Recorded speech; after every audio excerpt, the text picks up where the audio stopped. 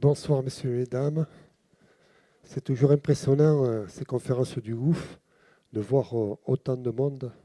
Et j'espère que ça va durer et que le GOUF va encore nous donner plein de choses, Hugo. Bon, moi, simplement, ce soir, bon, c'est une nouvelle conférence organisée donc par la ville en étroite collaboration avec Hugo, le GOUF et Hugo vers l'homme à Cabreton.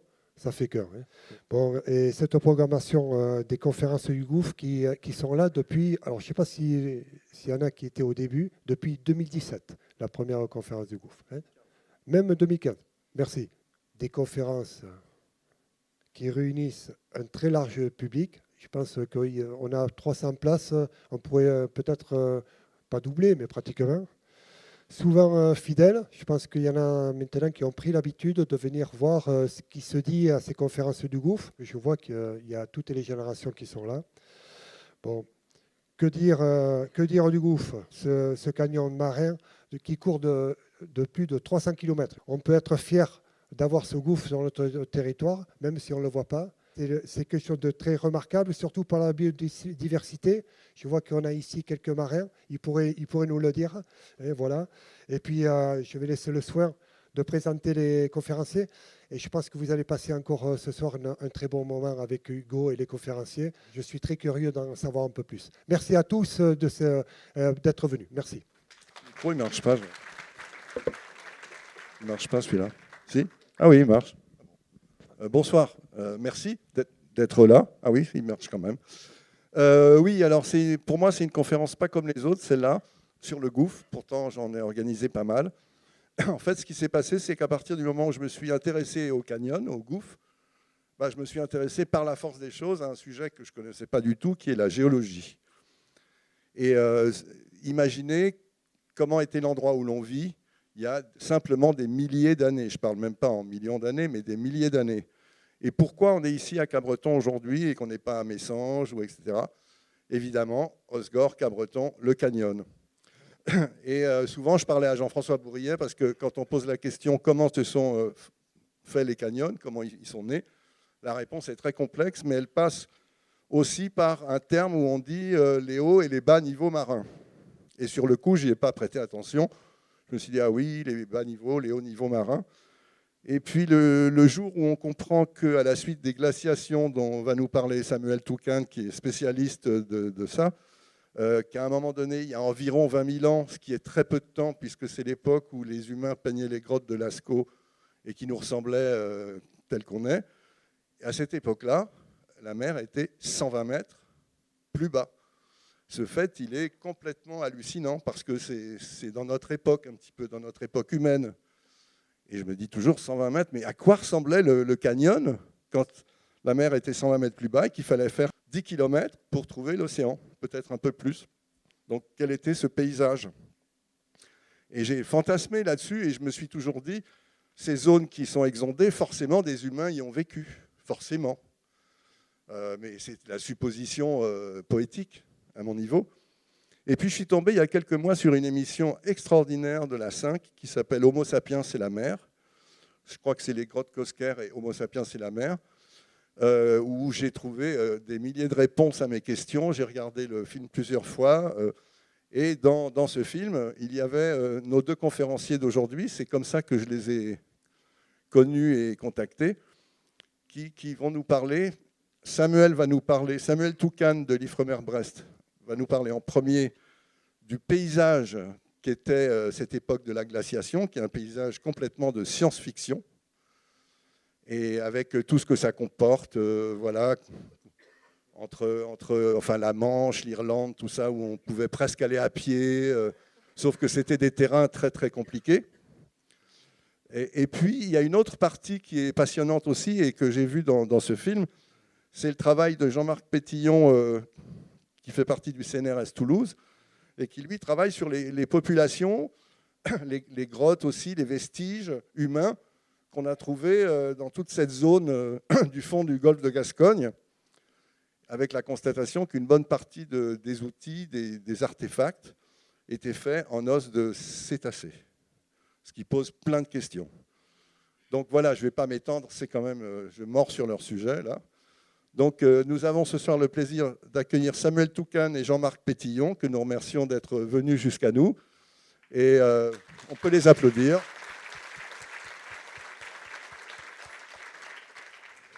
Et donc, on va commencer par donc, la découverte de ce paysage avec Samuel qui va vous faire voyager. Merci.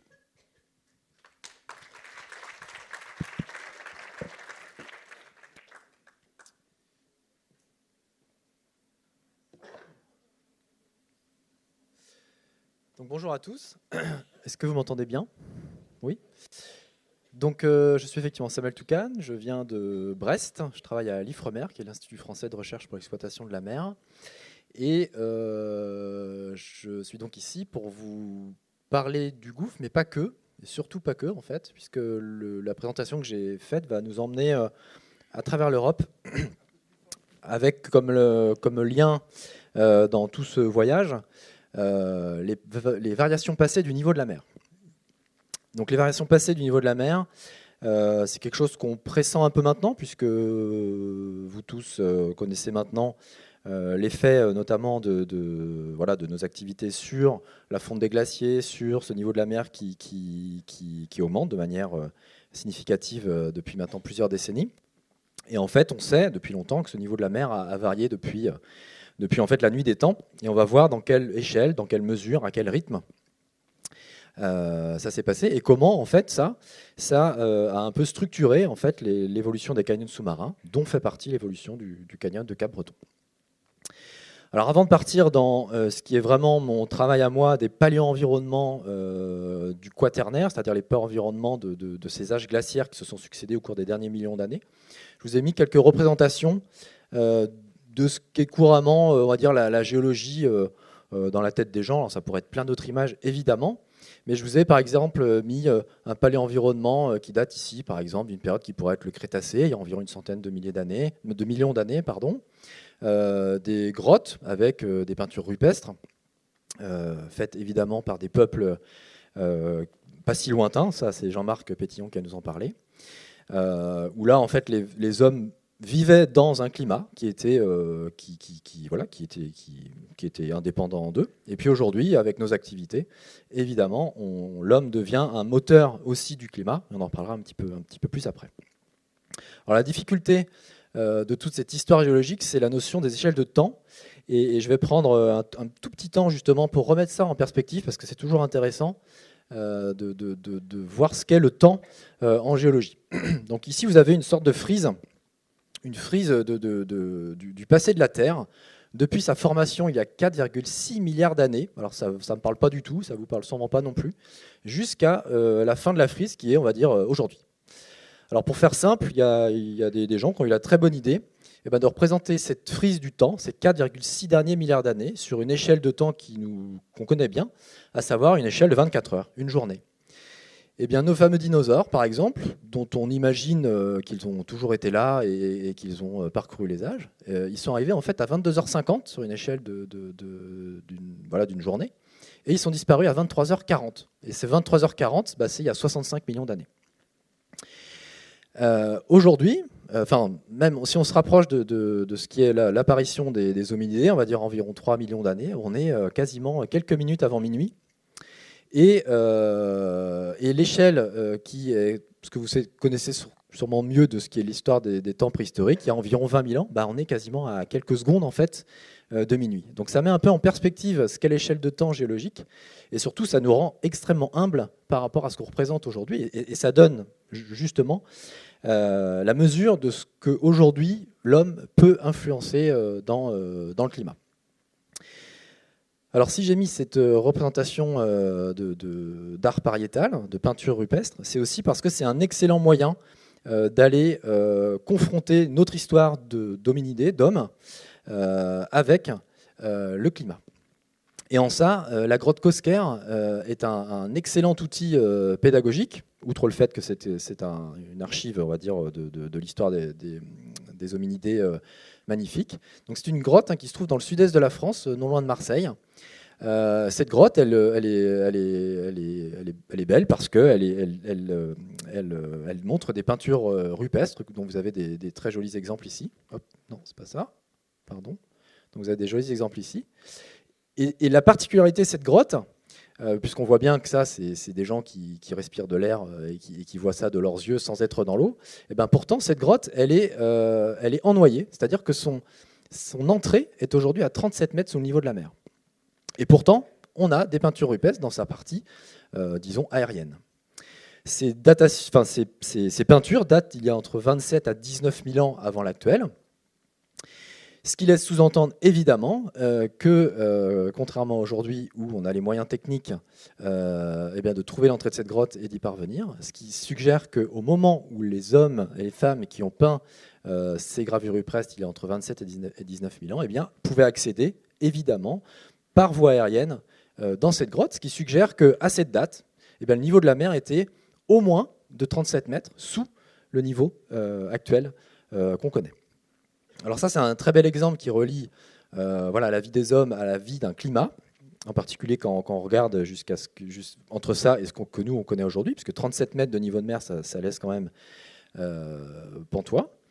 Et il y a énormément en fait, de choses de ce type, d'ambiguïté dans les archives géologiques qui montrent qu'en fait, le niveau des mers qu'on connaît aujourd'hui, en fait, il n'a pas été toujours celui-là. Donc on reprend ici la grotte Cosquer dans le sud-est de la France, avec ses peintures rupestres dans une grotte aujourd'hui ennoyée. À l'opposé, en mer du Nord, les pêcheurs récupèrent de manière assez régulière dans leurs filets ou dans leurs dragues des ossements de mammouths, ce qui suggère qu'à une époque, des mammouths parcouraient des plaines qui sont aujourd'hui des fonds marins. À la même époque aussi, on a des forêts ennoyées avec des troncs d'arbres aujourd'hui qu'on voit très bien, posés sur des tourbes, ici qu'on devine en arrière-plan, ici dans le sud-ouest de l'Angleterre, et puis plus proche de nous, et en particulier de moi, une plage qui est très très proche de là où je vis, proche de Brest. Et tout ça, c'est globalement dans la même fourchette d'âge que la grotte Cosquer, entre il y a 19 et 27 000 ans. Et à l'époque, l'ensemble de ces archives sédimentaires, géologiques au sens large, démontre que il y a environ 20 000 ans, gardez en tête cette date-là, il y a environ 20 000 ans, le niveau de la mer était 120 mètres plus bas qu'à l'actuel. Alors 120 mètres plus bas qu'à l'actuel, ça ne veut pas dire qu'il fallait se déplacer de 120 mètres pour trouver la mer, ça veut dire que le niveau va baisser verticalement de 120 mètres, et que donc, en fonction de la pente des endroits, le littoral s'est décalé de manière particulièrement significative. Alors Cap-Breton, c'est un très mauvais exemple en soi, puisque la pente et la physiographie de la région font que le niveau de la mer, quand bien même il était de 120 mètres plus bas, le littoral n'était qu'à quelques kilomètres de là, environ une dizaine de kilomètres. Alors que Nantes, là, on était beaucoup plus loin de la mer qu'aujourd'hui, environ 200-300 km. Et le Havre, qui aujourd'hui quand même au bord de la mer, était à 600 km des plages il y a 20 000 ans.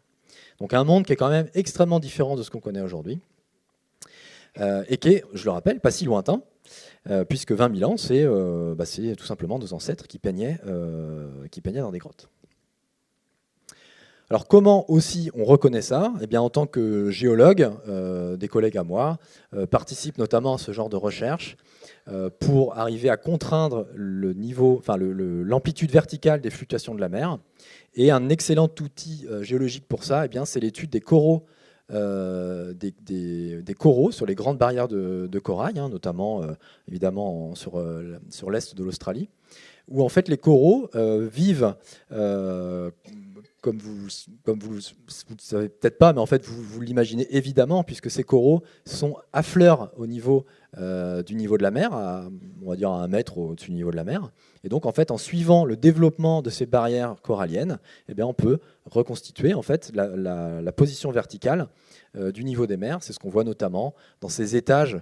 Ici, vous avez une bathymétrie, donc c'est une carte sous-marine au large de la grande barrière de corail, ici, au nord-est de l'Australie. Et vous voyez en fait des espèces d'étages, là, de petites micro-falaises.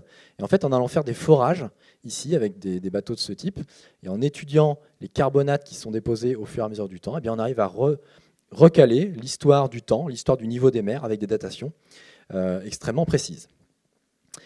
Alors, je ne vais pas m'étendre sur comment on reconstitue le niveau des mers, on pourrait y passer des heures. On va plutôt ici discuter des effets de ces niveaux des mers sur la géographie de l'Europe, puisque l'Europe, en ça, elle a gardé en fait une mémoire extrêmement pointue en fait, de ces variations. Donc, on va aller vers un endroit on va commencer par un endroit que vous connaissez bien. Donc, on est chez vous ici, donc Cap-Breton, au fond du golfe de Gascogne, avec ici une carte bathymétrique donc du fond de la mer. Depuis donc, la zone de Cap-Breton jusque plus à l'ouest, où on observe cette entaille du plateau continental avec ce canyon que vous connaissez bien, avec ces méandres qui sont très mobiles. On en parlait, on a parlé plusieurs fois aujourd'hui. En fait, c'est une image, c'est un instant T, mais en fait, c'est quelque chose de très mobile dans le temps. Les pêcheurs, visiblement, le savent bien ici. Voilà. Et en fait, les fluctuations du niveau de mer que je vais vous montrer un peu plus tard, eh bien, elles ont permis d'entailler de manière régulière, épisodique, la tête de canyon en particulier, puisque 120 mètres de niveau de mer plus bas, eh bien, si on fait un paléo-rivage, donc une zone de plage, un littoral, eh bien, on est environ ici à 8-10 km par rapport à l'actuel. Donc 8-10 km par rapport aux dunes ici. Pour aller trouver le littoral, il y a environ 20 000 ans.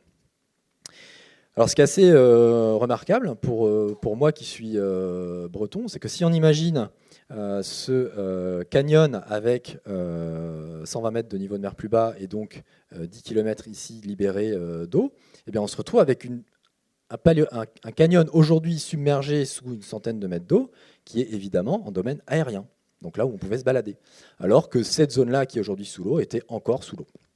Alors ça donne quoi ? Moi, ça me fait penser tout de suite aux abers du nord de la Bretagne, où en fait on a exactement, ça devait être exactement ça, hein. On peut parler d'un fjord, mais vu qu'il n'y avait pas de glace, on parlera plutôt d'un estuaire de type aber breton ou une ria espagnole, où en fait on a une entaille de ce qui est aujourd'hui le canyon ici, donc ça pourrait être par exemple ce petit virage là représenté ici, avant une ouverture sur la mer et sur l'océan beaucoup plus ouverte. Donc on devait avoir des paysages qui étaient évidemment beaucoup moins boisés, beaucoup moins verts, avec un climat qui était très différent, on va en reparler, donc des végétations beaucoup plus stépiques, mais voilà, une géographie totalement différente de ce que vous pouvez connaître aujourd'hui. Alors le gouffre de Cap-Breton, il est évidemment assez, vous le connaissez évidemment très bien, et ça fait partie des très bels objets géologiques qui permettent de discuter de l'évolution des paléo-environnements au regard des variations passées du niveau de la mer. Mais en fait, on va voir qu'il y a énormément d'endroits où on peut voir ces évidences passées d'un passé très différent. Si maintenant on va au large non plus de ce qui était l'Adour ici il y a encore quelques centaines d'années, mais au large de la Loire. Donc ici, on est au large de Saint-Nazaire, ici, donc on a le pont de Saint-Nazaire, pour ceux qui connaissent, et puis Nantes un peu plus loin. On remarque, donc aujourd'hui, le littoral est évidemment celui qu'on voit entre la limite du vert et du bleu. Et ce qu'on observe quand on a un œil un peu de géologue, c'est qu'on se retrouve avec ici des paléocanyons. Donc on n'est pas sur des canyons sous-marins tels que le gouffre de Cap-Breton, mais on est sur des réseaux de paléocanyons qui viennent de la même manière que pour le Cap-Breton, qui viennent un peu entailler ce qui est aujourd'hui le plateau continental, mais qui était à l'époque une zone exondée sur laquelle on pouvait sûrement évidemment se balader. Et ce qui est assez remarquable, en fait, c'est qu'on a conservé des formes géomorphologiques qui sont vraiment celles qu'on connaît aujourd'hui. Là, ici, on a une photo tirée de Google Maps où on voit le pont de Saint-Nazaire ici, avec ce qu'on appelle le banc du Biot, avec cette forme assez caractéristique, un peu ovoïde, qui se retrouve ici, sur la carte. Et en fait, on retrouve ces bancs un peu de forme ovoïde, exactement au droit de la Loire aujourd'hui, à une trentaine de kilomètres au sud-est. Donc des paléo-environnements qui ont été préservés lorsque la mer a remonté et qu'on image aujourd'hui de manière assez évidente avec les outils qui sont à notre disposition pour faire ça, à savoir des sondeurs multifaisceaux.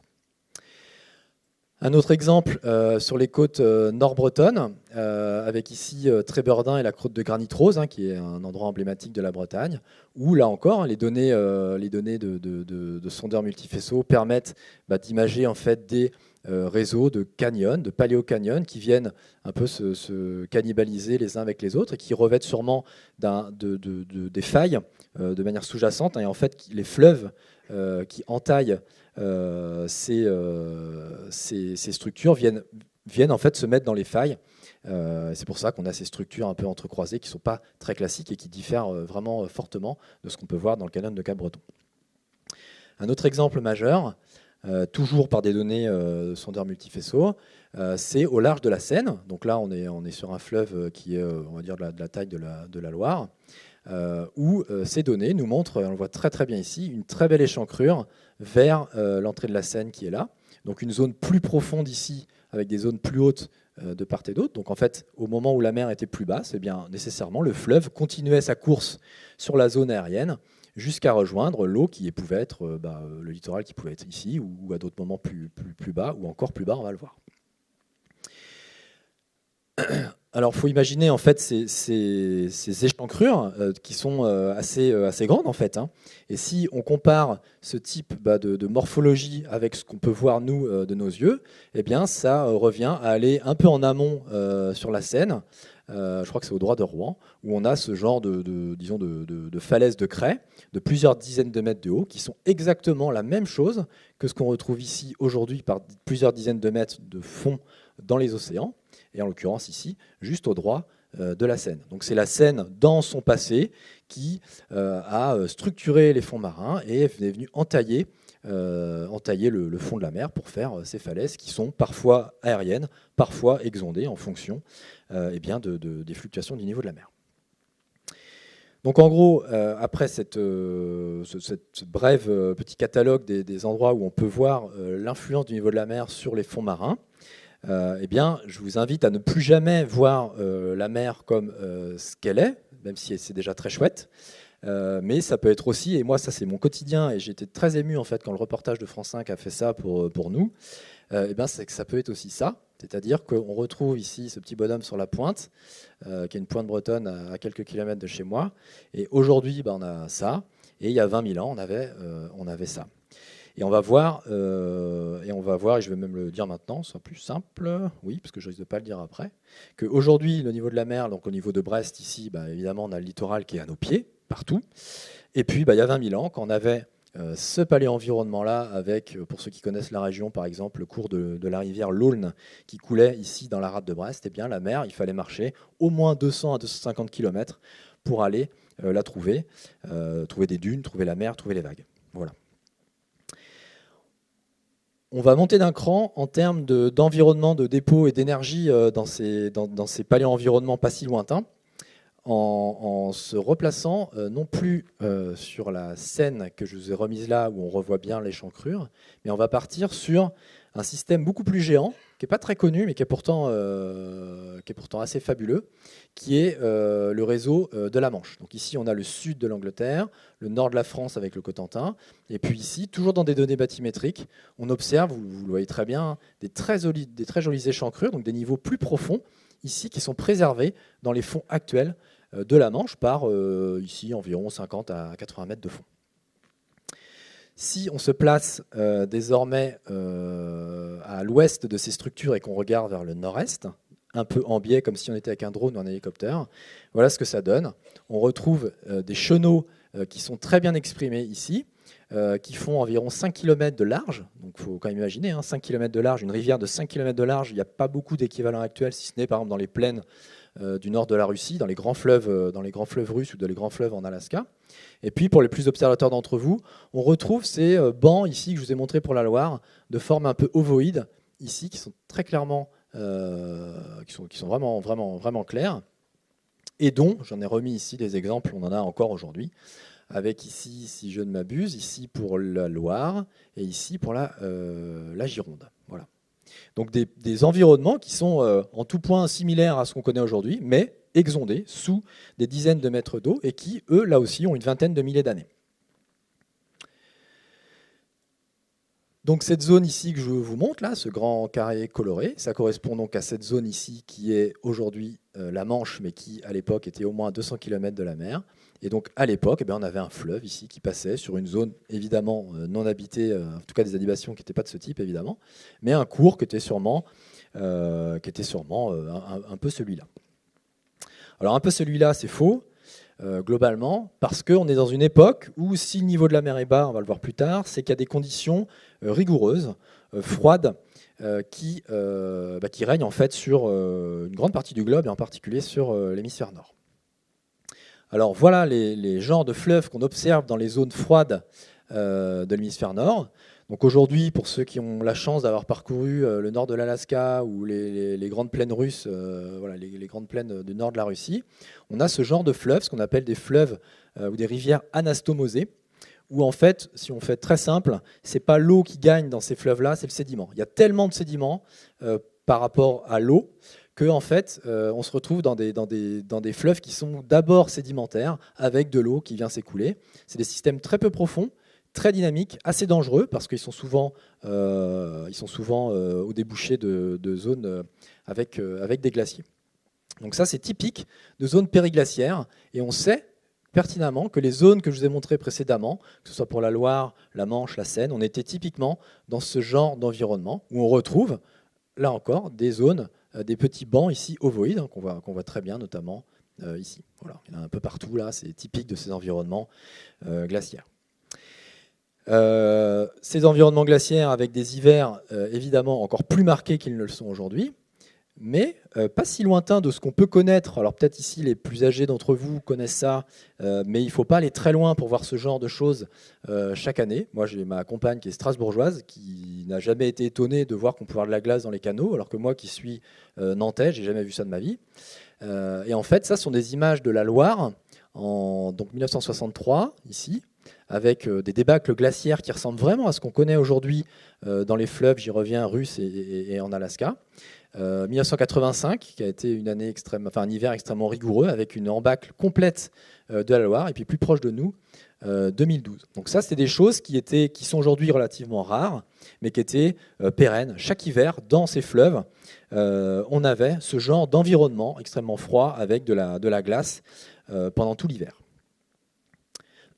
Donc en gros, si on résume un peu le catalogue qu'on a fait, on a donc plein de rivières anastomosées, dominées par la glace et surtout un niveau marin extrêmement bas, moins 120 mètres il y a 20 000 ans. Et voilà ce que ça donne sur cette jolie carte que j'avais trouvée, qui n'est pas forcément très scientifique, mais qui est très jolie et très didactique, où on voit en fait la mer du Nord à l'époque, il y a 20 000 ans, qui est en fait une zone totalement exondée, c'est-à-dire des plaines parcourues par des mammouths, on l'a vu tout à l'heure. Même chose dans la Manche, donc a priori, en l'état actuel de ce que je vous ai raconté, on devait pouvoir passer à pied entre ce qui est aujourd'hui la France et la Grande-Bretagne et l'Irlande. Et puis, et ça c'est assez, moi ça m'a toujours fasciné, c'est un truc que je vous invite à garder en tête, c'est que la position des fleuves que vous connaissez aujourd'hui, elle était extrêmement différente. Puisque si aujourd'hui, par exemple, la Seine, l'estuaire de la Seine coule au niveau s'arrête au niveau du Havre, eh bien, la Seine, à l'époque, devait aller chercher la mer sur un fond marin. Et le fond marin qu'on a vu, qu'elle a façonné, et donc elle allait chercher la mer ici, pas très loin de Brest, au large de Brest, dans ce qu'on appelle le paléodelta de la Manche.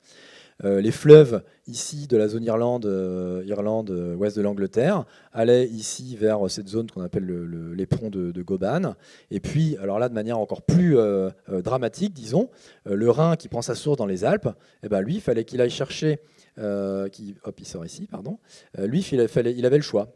Et on sait qu'il avait le choix. On sait qu'il a vagabondé au fur et à mesure du temps.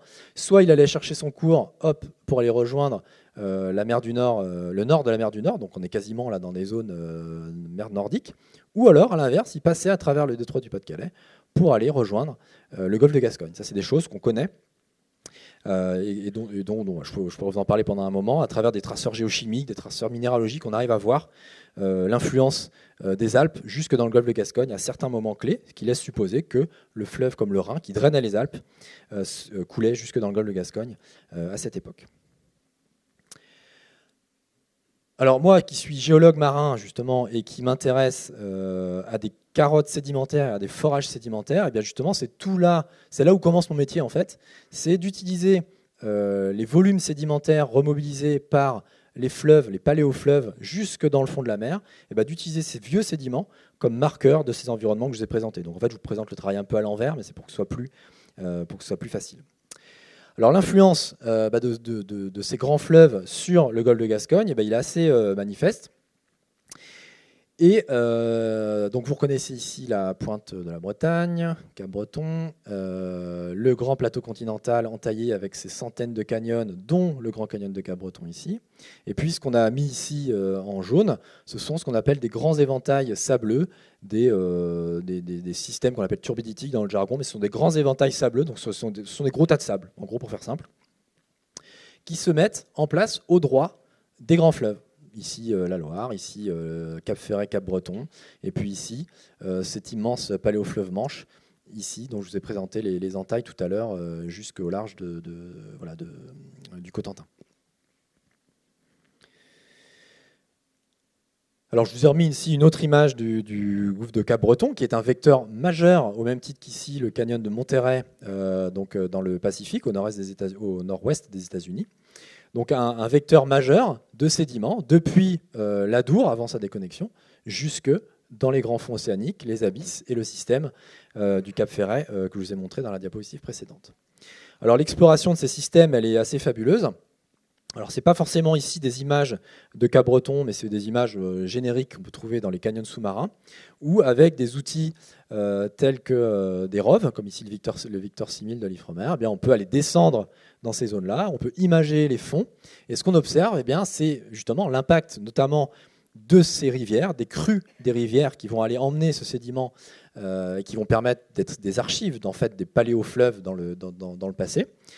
Eh bien, on trouve des morceaux de bois qui évidemment viennent des forêts et qui ont été arrachés par des crues. On retrouve des galets qui, quand on s'y intéresse, par exemple, si on prenait des galets qui sont dans le canyon de Cap-Breton, eh bien, ces galets ils viendraient évidemment des Pyrénées, puisque c'est la zone source majeure d'érosion par les glaciers qui a alimenté tout le système de Cap-Breton pendant des dizaines de milliers d'années. On va retrouver des galets mous, on va retrouver des stratifications ici, plein de petites strates. Chaque niveau ici, chaque strate étant une crue, là en l'occurrence ce serait de l'Adour. Et donc en fait tous ces objets géologiques nous sont du pain béni pour reconstruire les paléo-environnements, puisque je vous le montrais tout à l'heure, on va aller s'intéresser millimètre après millimètre à l'histoire de ces strates pour aller raconter des histoires qui sont de plus en plus précises. Alors comment on transporte le sédiment dans ces grands canyons sous-marins, et en particulier dans le canyon de Cap-Breton? Alors c'est vrai il y a 20 000 ans, mais c'est vrai encore aujourd'hui. Eh bien, c'est par des grandes avalanches sous-marines. Vous en avez peut-être déjà entendu parler par les gens qui ont fait des présentations avant moi dans cette salle, où on va en fait déstabiliser les sédiments qui sont en rebord de plateau ou directement en provenance du fleuve. On va faire ces grandes avalanches sous l'eau qui sont quasiment identiques en fait à ce qui se passe dans les montagnes, sauf que leur taille est beaucoup plus importante, puisqu'on peut avoir des courants de turbidité sur plusieurs, donc des courants de turbidité, donc des avalanches sous-marines, qui ont une extension de plusieurs dizaines à centaines de kilomètres, qui peuvent parcourir les océans pendant plusieurs jours, voire plusieurs semaines. Dans les grands systèmes tels que le système du Congo, on a des courants de turbidité qui ont parcouru pendant plus de 15 jours, qui avancent à plusieurs dizaines de kilomètres heure sur le fond de la mer, en remobilisant des kilomètres cubes de sédiments. Et ça, on le sait très bien aujourd'hui, puisque par exemple les câbles sous-marins qui passent dans ces zones-là sont régulièrement coupés. Et donc ça permet aux géologues de savoir à quel moment, par exemple, on a eu ce type d'événement. Donc ça, ce sont des événements vraiment catastrophiques qui remobilisent vraiment des kilomètres de sédiments, beaucoup plus que ce qu'on peut voir dans les montagnes. Alors un moyen d'avoir une très grande image de ces édifices sableux sédimentaires qui ne sont que le résultat de l'histoire des fleuves du passé, c'est aussi de faire des approches de géophysique marine, notamment de la sismique marine, où on va aller envoyer des ondes dans le sous-sol à partir d'un bateau, et puis la réflexion des ondes dans les différentes couches du sous-sol, après un traitement un peu compliqué, va permettre d'imager la structure du sous-sol sous-marin sur plusieurs centaines à plusieurs kilomètres d'épaisseur. Ça donne ce genre d'image. Alors c'est pas très joli quand on ne sait pas ce que ça représente, mais en fait ici ce qu'on peut voir c'est un système de canyon avec ici une entaille qui pourrait correspondre en fait par exemple au canyon de Cap-Breton si on veut dans sa partie abyssale. Et puis ici on voit des épanchements, des épaules. Et en fait cette forme ici, vous la retrouvez à plusieurs endroits ici en dessous, là et là pour ceux qui voient le mieux. Donc voilà ce que ça donne une fois qu'on interprète ces paléodonnées. Et ça permet en fait d'aller suivre au cours du temps, quand on a daté ces séquences, de voir le déplacement du canyon d'un point de vue latéral au cours du temps. Donc ça aussi c'est instructif pour connaître le passé des fleuves qui sont au droit de ces systèmes. Alors évidemment, moi ce qui m'intéresse plus, c'est d'aller faire des forages et des carottes marines dans ces sédiments. Ça c'est vraiment mon métier. Donc on fait ça avec des bateaux foreurs ou alors des bateaux avec des carottiers, on va dire des carottiers géants qui peuvent faire entre 10 à 70 mètres de long. Ça pèse 2 à 8 tonnes. On va envoyer ça au fond de la mer. Donc on va faire descendre ça pendant 3-4 heures jusqu'au fond de la mer. On va déclencher le système qui va par gravité pure, on va le lâcher en fait proche du fond. On va aller pénétrer 50 mètres de sédiments en 2 secondes. Et on va remonter ce genre de carottes sédimentaires où tout est extrêmement bien préservé, c'est-à-dire que les strates les plus hautes dans la carotte sont les plus jeunes, les strates les plus profondes sont les plus anciennes, et chaque strate ici que vous voyez en noir, qui correspond à un dépôt de sable, dans le cas de cette carotte-là, ça correspond à des crues d'un paléofleuve, et en l'occurrence du paléofleuve de la Manche que je vous ai montré tout à l'heure. Donc en allant s'intéresser en tant qu'on appelle ça des sédimentologues, donc les spécialistes des sédiments comme moi, eh bien, on va pouvoir reconstituer une histoire assez fine des paléo-environnements et des paléoclimats. Alors ces sédiments, ils ont la particularité d'être composés évidemment de ce qu'on appelle d'un produit terrigène, donc des argiles, des siltes, des sables, mais aussi, et ça c'est beaucoup plus intéressant quand on veut commencer à faire du paléoclimat, eh bien, c'est qu'ils sont aussi composés d'une faune calcaire ou siliceuse, comme les coccolithophoridés, qui sont des petites algues unicellulaires de quelques microns, des foraminifères, qui sont un peu plus gros, de la taille d'un grain de sable, qui vivent dans le fond de la mer. Aujourd'hui et pendant les dernières centaines de millions d'années, il y en a eu en fait tout le temps dans le fond des mers. Ça vit un peu partout. Et puis on retrouve aussi des pollens. Alors les pollens, évidemment, qui proviennent des plantes, des arbres et des forêts qui étaient dans les bassins versants de ces rivières. Et les spécialistes des pollens, ils sont capables de dire, d'aller compter ces pollens dans les strates géologiques. Et puis, quand on voit des pollens chauds, eh bien, on se dit qu'il faisait chaud. Et quand on voit des pollens froids, on se dit qu'il se fait froid. Ça paraît simple, mais c'est énormément de travail. Et voilà ce que ça donne une fois qu'on a un peu compilé toutes ces données. C'est assez caricatural ce que je vous montre et c'est assez rapide. Mais globalement, ça donne ce genre de choses. Ce sont des courbes. Ce sera les seules courbes que je vais vous montrer aujourd'hui. Ce sont des courbes des climats passés. Donc là, vous avez 500 000 ans d'histoire, ici. Et ici, vous avez notamment, il y a 2 choses qu'on va voir. Ici, premièrement, c'est la teneur en CO2 dans l'atmosphère, en parties par million, avec une variation là qui nous montre sur les 500 000 dernières années entre 180 parties par million et 280, 290 parties par million. Ce qu'on voit là-dedans, en fait, c'est une variation de cycles chaud et froid, donc les chauds qui pointent vers le haut, les froids qui pointent vers le bas, qu'on appelle des périodes glaciaires en bas et des périodes interglaciaires en haut. Aujourd'hui, on est dans une période interglaciaire puisqu'on se trouve sur ce petit point haut depuis environ 10 000 ans. Alors en termes de température, parce que c'est souvent ça ce qui va nous intéresser, vu qu'aujourd'hui on parle de température, de changement de température, il faut imaginer que les périodes froides dont je vous ai parlé, avec ces niveaux de la mer à moins 120 mètres par rapport à l'actuel, c'était un niveau global de température seulement de 4 à 5 degrés par rapport à l'actuel. Alors que les zones chaudes, où on avait on va en parler tout à l'heure, des niveaux marins plus hauts, parfois qu'aujourd'hui, on était seulement à 1 à 2 degrés de plus qu'aujourd'hui. Alors, ce qui explique tout ça, eh bien, ça, et ça, on n'en a pas parlé, eh bien, c'est que pour expliquer ces variations de température, ces périodes glaciaires, interglaciaires et ces variations de niveau de mer, eh bien, évidemment, il faut des grandes calottes de glace sur l'Europe il y a 20 000 ans. Je ne les avais pas encore mises, c'était un peu pour amener le sujet. Mais on a, à l'époque, il y a 20 000 ans, et ça, c'est très, très structurant dans l'histoire de ces fleuves et de ces paléo-environnements, des grandes calottes de glace sur la péninsule, sur les îles britanniques, sur la zone scandinave. Alors ces calottes de glace, il faut imaginer que ce n'est pas petit. Il y a 20 000 ans, quand des hommes peignaient dans des grottes, dans le sud-est de la France en particulier, eh bien, ces calottes de glace faisaient 1 à 3 km d'épaisseur. Dublin était sous 1 km d'épaisseur, Alors c'est pas vrai pour Londres qui était aux abords ici, mais toute la zone de l'Écosse était sous plus d'1 kilomètre d'épaisseur. Toutes les villes que vous connaissez en Scandinavie, elles sont sorties de la glace que depuis quelques milliers d'années. Et là, on était à 3 km d'épaisseur avec un ice stream géant ici, un très très grand fleuve de glace qui venait pousser les fleuves ici.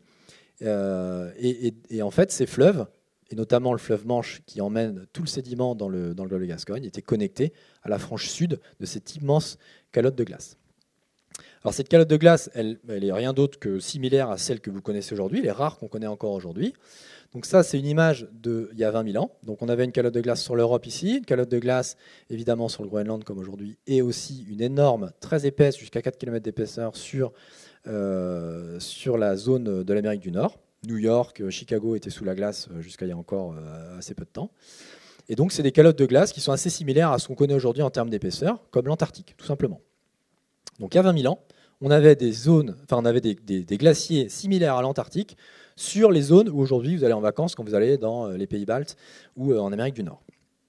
Alors les paysages ont conservé ça en fait, et ça c'est assez magique, et je vous invite vraiment à regarder ça. Alors si vous ne pouvez pas vous déplacer sur Google Maps, parce que ça se voit extrêmement bien quand on est un peu curieux, ou quand vous prenez le train, notamment, ça se voit extrêmement bien, notamment ici en Allemagne, dans le nord de l'Allemagne. Vous avez ces grandes structures ici, tous ces petits bombements là, et les villages sont souvent d'ailleurs sur les hauts de ces structures, puisque c'était, j'imagine, plus pratique pour y voir clair et voir arriver peut-être les ennemis. Ça, c'est Jean-Marc qui nous dira ça. Et en fait, ces structures-là, typiquement, on les retrouve aujourd'hui directement au débouché des grands glaciers. Ici, notamment en Islande, vous avez ces structures qui font plusieurs dizaines de mètres de haut, avec des petits lacs proglaciaires entre les deux. C'est exactement ce qu'on avait en Allemagne il y a 15 à 20 000 ans. Dans les Alpes, évidemment, on a toutes ces grandes vallées en U, on a tous appris ça à l'école, les grandes vallées en U glaciaires, avec les roches moutonnées. Ce sont ces roches qui sont extrêmement lisses parce qu'elles ont été abîmées, façonnées par les glaciers. Je reviens sur cette courbe donc, de paléoclimat avec nos périodes glaciaires interglaciaires. Et en fait, globalement, si maintenant on met une autre échelle ici, ça correspond aussi, en fait, c'est la même courbe globalement, pour faire simple, aux variations de niveau de mer. Quand on avait des périodes glaciaires, ici, les points bas, on avait 100 à 130 mètres de niveau de mer plus bas qu'aujourd'hui. En période interglaciaire, on avait des niveaux un peu plus hauts. Pour faire très simple, comment on crée une période glaciaire ? C'est la neige qui tombe en hiver qui ne font plus l'été suivant. Donc quand pendant des années, la neige ne fond plus l'hiver, on va commencer à stocker de l'eau sur les continents et nécessairement le niveau de mer va chuter. A l'inverse, pendant une période interglaciaire, ou en tout cas dans la transition vers une période interglaciaire, comme ce qui s'est passé il y a environ 15 000 ans à 10 000 ans dans l'hémisphère nord, les étés sont suffisamment chauds pour les uns après les autres détruire la glace et emmener l'eau dans la mer, et donc le niveau marin remonte. Je ne veux pas rentrer dans le détail, c'est en particulier dû, en tout cas aux échelles de temps un petit peu longues de plusieurs milliers d'années, à 3 paramètres importants qu'on appelle les cycles de Milankovitch et qui sont en fait des variations de l'orbite terrestre autour du Soleil, notamment pour l'excentricité, qui est la forme que décrit la révolution de la Terre autour du Soleil. On a aussi l'obliquité, c'est-à-dire que la Terre est pentée sur elle-même, ce qui fait qu'on a des saisons, et c'est ça qui va déterminer qu'on va pouvoir rentrer ou non dans des périodes interglaciaires ou glaciaires. Et puis on a aussi un effet de toupie qu'on appelle la précession, avec un cycle là de 20 000 ans. Et en fait, quand on prend ces trois choses qui se passent au moment même où on parle, ça se passe. Et quand on prend ces trois modulations à ces échelles de temps, on arrive à former en fait cette variabilité glaciaire-interglaciaire qui caractérise ce qu'on appelle l'âge de glace. Et en fait, c'est les derniers 2 à 2,5 millions d'années. Voilà. Alors, en essayant de faire une transition avec l'intervention de Jean-Marc Pétillon, c'est un peu ce que je disais tout à l'heure. En fait, ces paléo-environnements, ils ont façonné la vie des hommes. Et c'est ce que va nous montrer Jean-Marc notamment. En fait, les climats ont façonné la façon de vivre des hommes pendant plusieurs millions d'années. Aujourd'hui, on arrive dans un système qui est un peu celui-là, mais qui est aussi un peu l'inverse, parce qu'avec nos activités, évidemment, on devient non plus un acteur passif des climats, mais on devient un acteur plus qu'actif, puisqu'avec les gaz à effet de serre, on est en train de moduler très fortement cette variation. Et si je dois encore vous convaincre, voilà donc, hop, ici, on était il y a environ 5000 ans, donc on avait un taux de CO2 de 280-290 ppm, donc parties par million, dans l'atmosphère. Voilà ici, en mai 2019, où on était. Mai 2019, c'est là où j'ai fait ce premier graphe. On était à 414 ppm. Et hier, en reprenant un peu cette présentation, eh ben, on est tellement acteur du climat et des gaz à effet de serre que l'échelle était assez importante pour qu'on voit la différence, puisqu'il y a 11 ppm de différence entre mai 2019 et décembre 2024. Donc, sans trop forcer, on voit pertinemment que en termes de concentration de CO2 dans l'atmosphère, on est sorti complètement des clous depuis l'ère pré-industrielle. Et qu'on arrive dans un monde en fait qui est plus vraiment celui qu'on a connu au minimum pendant les derniers millions d'années. Ça, c'est clair que ce qu'on a connu là, ce que je vous ai décrit, on va passer dans un autre monde. Et il faut réaliser qu'aujourd'hui, les calottes de glace, quand bien même elles sont petites, Groenland plus Antarctique compris, c'est 65 mètres de volume marin disponible en fonte et donc en élévation de niveau de mer possible. Alors évidemment, on ne va pas faire fondre ces 65 mètres demain ni dans 1000 ans, mais on sait très bien tous ici que le moindre mètre déjà serait évidemment catastrophique pour pas mal de gens qui vivent dans les endroits plus sensibles que ce qu'on connaît notamment sur les côtes françaises. Voilà, je vais m'arrêter là et je vais passer la parole à Jean-Marc Pétillon.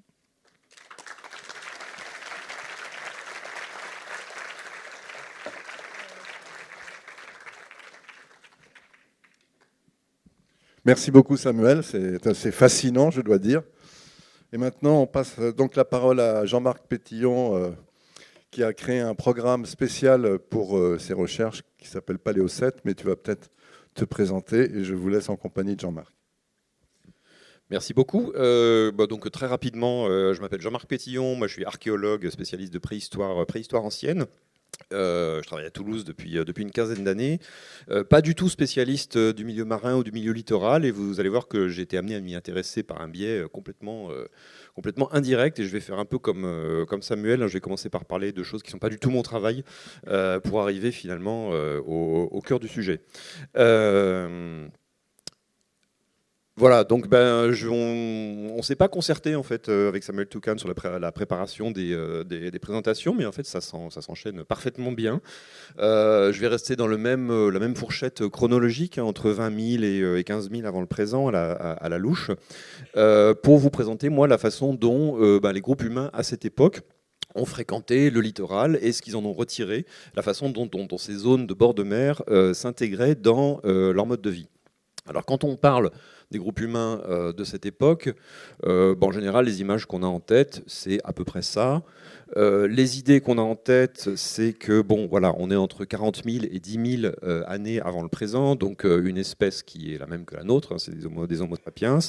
On est bien sûr avant l'invention de l'agriculture, l'élevage et tout ça, donc ce sont chez des groupes de chasseurs-cueilleurs. Et dans un milieu froid périglaciaire comme c'était à l'époque, plus chasseurs que cueilleurs dans nos régions, puisque les ressources végétales étaient vraiment limitées. Des groupes qui sont évidemment aussi nomades, puisqu'il n'y avait pas de ressources qui permettent d'entretenir un groupe à l'année, donc avec la nécessité de se déplacer plus ou moins souvent, plus ou moins loin, ça c'est souvent difficile de le dire, mais en tout cas des groupes nomades. Des nomades donc, des chasseurs aussi, qui tirent l'essentiel de leur subsistance de la chasse des grands ongulés. Le trio de tête pour l'Europe de l'Ouest pendant pratiquement toute cette phase du Paléolithique, c'est cheval, renne et bison, qui étaient vraiment les trois animaux qui vivaient en troupeau dans le même environnement. D'ailleurs, vous n'aurez plus aujourd'hui aucun endroit au monde où ces trois grands animaux coexistent. C'était le cas en Europe à l'époque, et ça fournit le garde-manger des groupes humains pendant des dizaines de milliers d'années.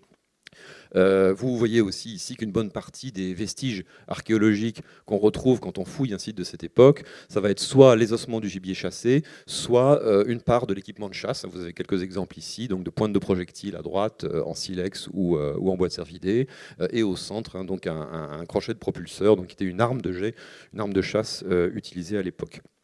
À côté des activités de subsistance, il y avait aussi tout ce qui est artistique. Hein. Samuel en a déjà un peu parlé. C'est l'époque de Chauvet, Lascaux, Altamira, toutes ces grandes grottes. Là, je vous ai mis quelques exemples plutôt pyrénéens sud-ouest. Hein. C'est Niaux en haut et la Bastide en bas. Bon, à côté de ces grottes, vous avez aussi un autre art qu'on appelle art mobilier, qui est l'art des objets que vous avez ici, qui reprend à peu près le même répertoire. Hein. C'est beaucoup de bisons, de chevaux, d'animaux comme ça, mais dans des versions beaucoup plus réduites. J'aime bien montrer ces images, c'est pour rappeler aussi que l'art paléolithique, c'est un art de miniaturiste. Les objets que vous avez à droite, là, ce sont des objets en os qui font quelques centimètres de longueur. La rondelle doit faire 2 cm de diamètre.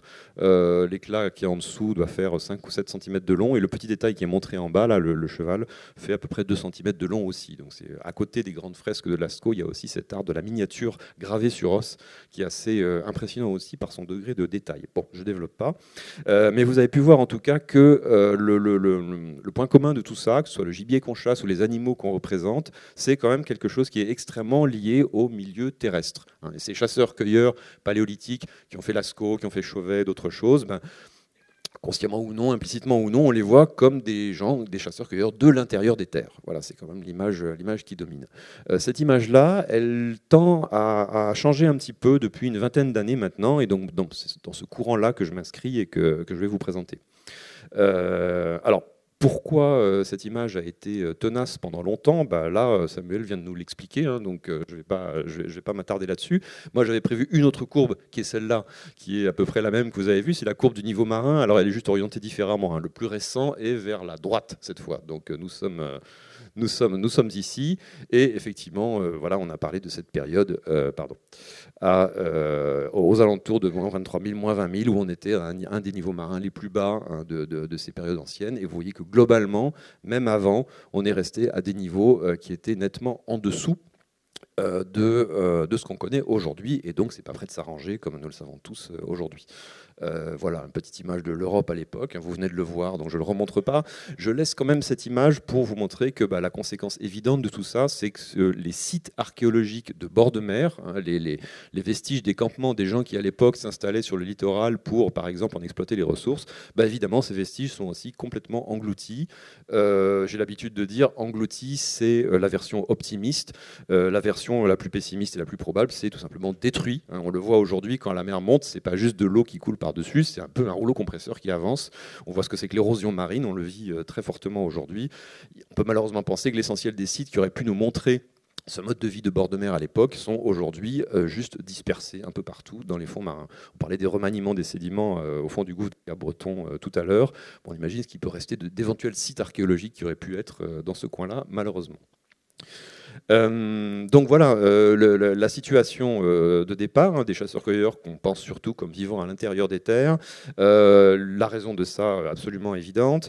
Les choses ont commencé à changer depuis une vingtaine d'années. Un des éléments qui ont vraiment fait déclic, Samuel en a parlé aussi, hein, c'est la découverte de la grotte Cosquer, donc avec cette entrée aujourd'hui sous-marine très spectaculaire, avec ce bestiaire aussi très particulier, puisqu'à Cosquer on a les animaux, je dirais, habituels de l'art paléolithique, des chevaux notamment, mais il y a aussi 8% d'animaux marins, les plus connus parce que les plus lisibles étant ces pingouins que vous avez là, qui là aussi donnent une image extrêmement vivante, extrêmement concrète de la place que ces animaux-là aussi avaient je dirais, dans le cadre de vie des groupes humains à cette période. Plus généralement, depuis une vingtaine d'années, il y a une prise de conscience du rôle que le littoral a pu jouer dans l'histoire ancienne de notre espèce, là plus ancienne de ce dont je vous parle. Je parle carrément d'évolution humaine ou de la dispersion de notre espèce à la surface de la planète. Alors ça reste souvent un peu spéculatif, mais en tout cas ça a contribué à renouveler l'intérêt pour le milieu littoral, le milieu marin. L'une des idées qui ont été avancées, c'est le rôle clé que les espèces marines ont pu jouer à certains moments de notre évolution dans l'apport d'acides gras, qui sont des éléments essentiels pour le développement d'un gros cerveau comme le nôtre. Les espèces marines en fournissent beaucoup, et certains ont pu soutenir que le fait de s'installer au bord du littoral et d'en exploiter les ressources a pu à un moment jouer un rôle d'accélérateur de l'évolution. pour notre espèce. Bon, ça reste assez controversé.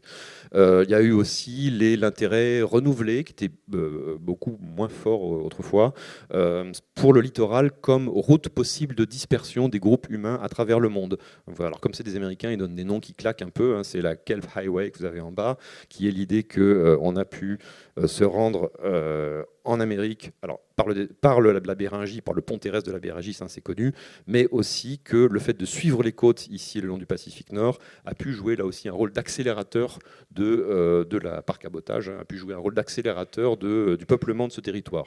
Idem en Asie du Sud-Est, hein, là c'est le Beachcomber Route, hein, littéralement le chemin de ceux qui peignent le littoral, donc qui ramassent ce qu'ils trouvent sur les plages, qui vivent de ça et qui du coup se dispersent en suivant ce genre de route.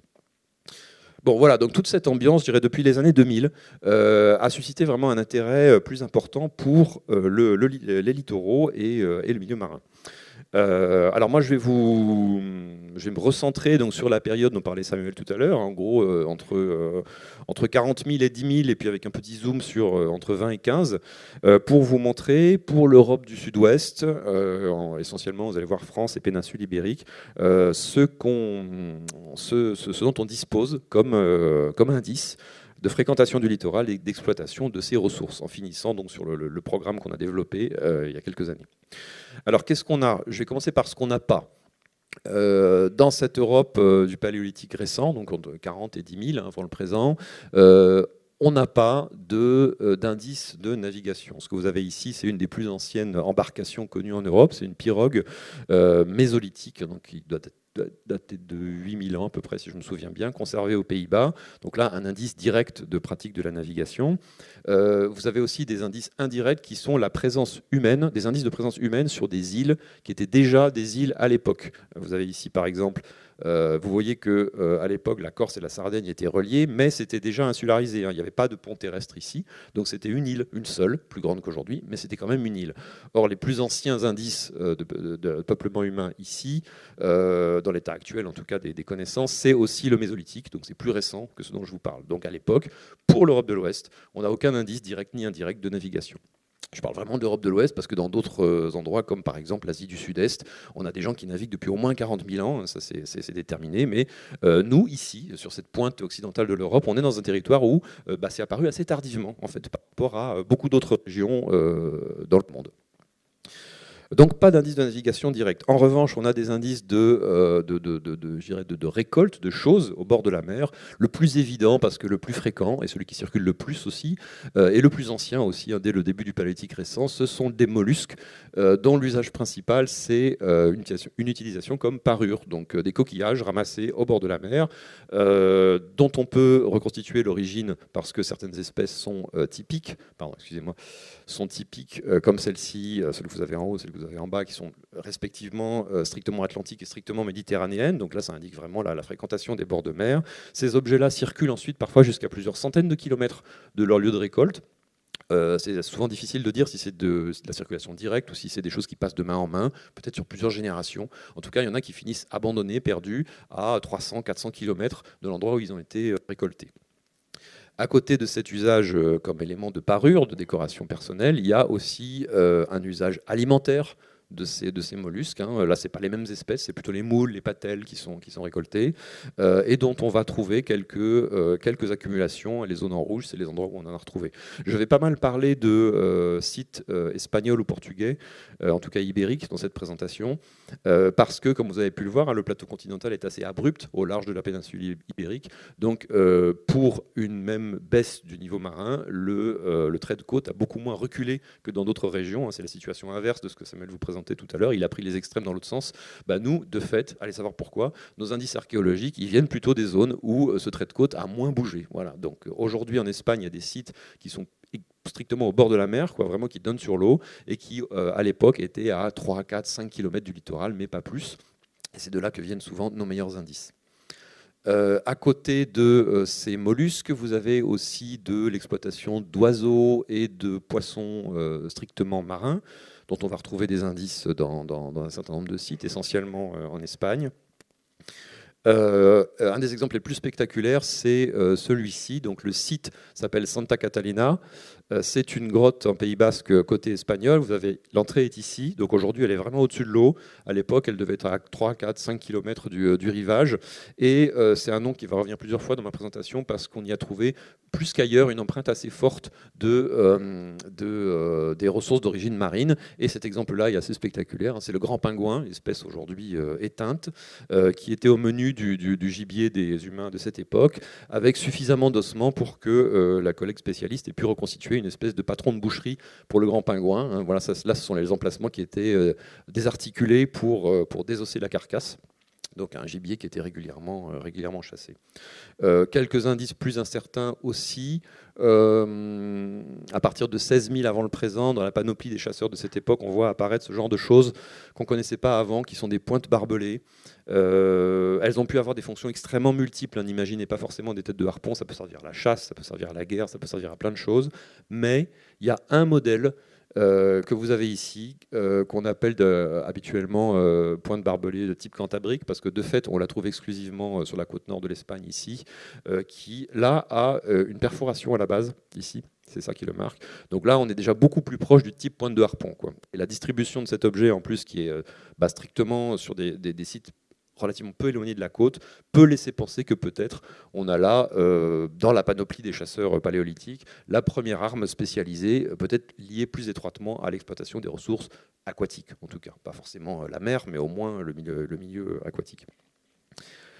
Voilà, donc je vous ai parlé des mollusques, des oiseaux, des poissons, des rares indices d'éventuelles armes spécialisées dans ces milieux qu'on pouvait avoir.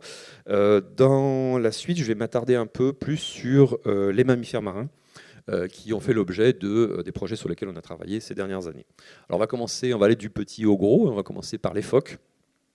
Qu'est-ce qu'on a donc comme indice de ces animaux, de la façon dont ils étaient ou pas intégrés dans le monde des humains à l'époque? On a de rares représentations pariétales donc sur paroi, donc dans les grottes. Il y a deux cas en fait. Il y en a un qui est, alors on voit pas tout à fait le bas de la diapo, mais c'est pas grave. C'est Nerra, c'est un site qui est pas très loin, donc dans le sud de l'Espagne ici, pas très loin du détroit de Gibraltar, où il y en a deux représentations. Dont la datation n'est pas très claire, mais bon voilà. Et sinon, donc à Cosquer, à côté de ces pingouins que vous avez vus tout à l'heure, il y a aussi ces représentations-là qui ont été identifiées de façon assez convaincante comme des représentations de phoques. À côté de ces rares exemples de phoques sur paroi, on a aussi, beaucoup plus fréquents, des phoques sur objet. C'est cet art mobilier dont je vous parlais tout à l'heure. Je vous en ai mis ici les exemples les plus lisibles. Vous avez celui-ci, pas très loin d'ici, c'est le site de Duretti dans les Landes, c'est la falaise de Sordes, un phoque gravé sur une dent d'ours percée. Pas loin d'ici non plus, la grotte d'Isturitz, avec un phoque sculpté sur une lame d'os. Dans les Pyrénées centrales, cette représentation-là à Gourdan. Et puis, voilà, celle qui est peut-être la plus détaillée, la plus ici. Ces deux phoques ici, qui seraient des phoques gris, sur un bâton percé qui vient de Charente. C'est Montgaudier. Cette représentation est un déroulé, il faut imaginer, c'est un objet cylindrique en fait, et là il a été comme aplati pour vous montrer plus facilement la représentation dessus.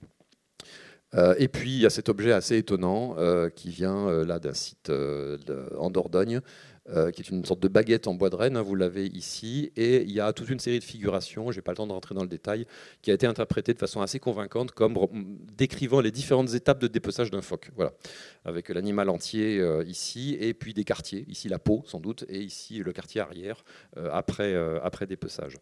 Donc des animaux qui étaient connus et qui étaient probablement exploités dans certains cas. Vous verrez tout à l'heure qu'on en a des indices directs.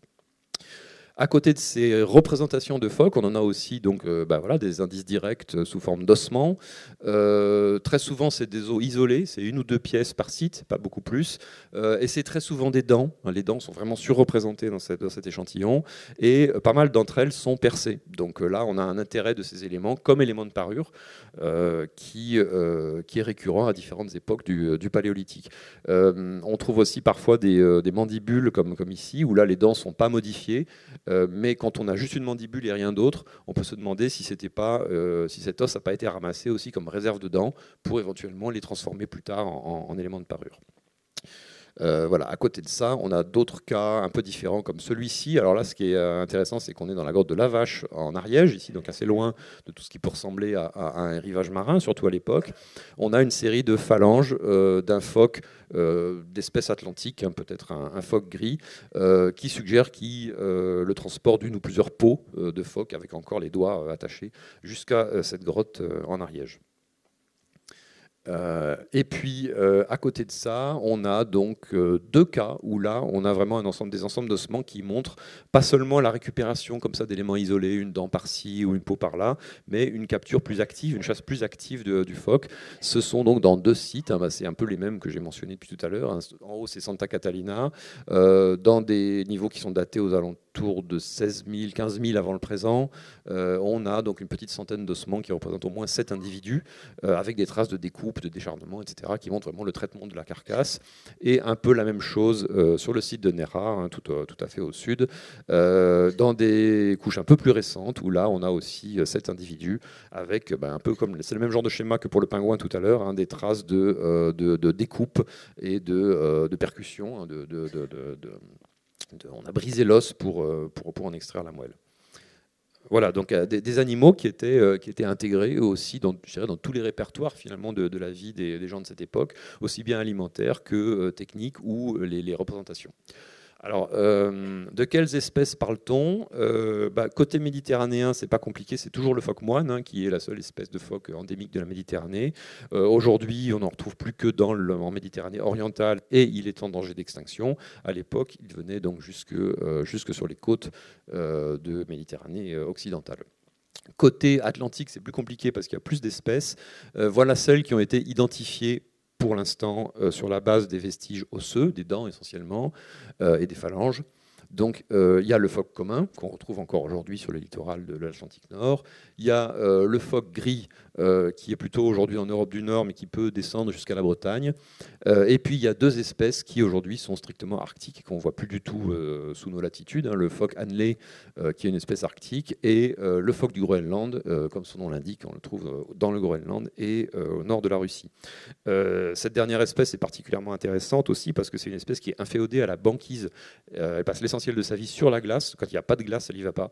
Donc la présence de quelques ossements de ces individus sur le littoral du golfe de Gascogne montre que au moins à certaines saisons, au moins certaines années, il y avait de la glace de mer sur au moins une partie du golfe, comme on parlait Samuel tout à l'heure. À côté des phoques, vous avez donc les cétacés, sur lesquels je vais terminer cette présentation.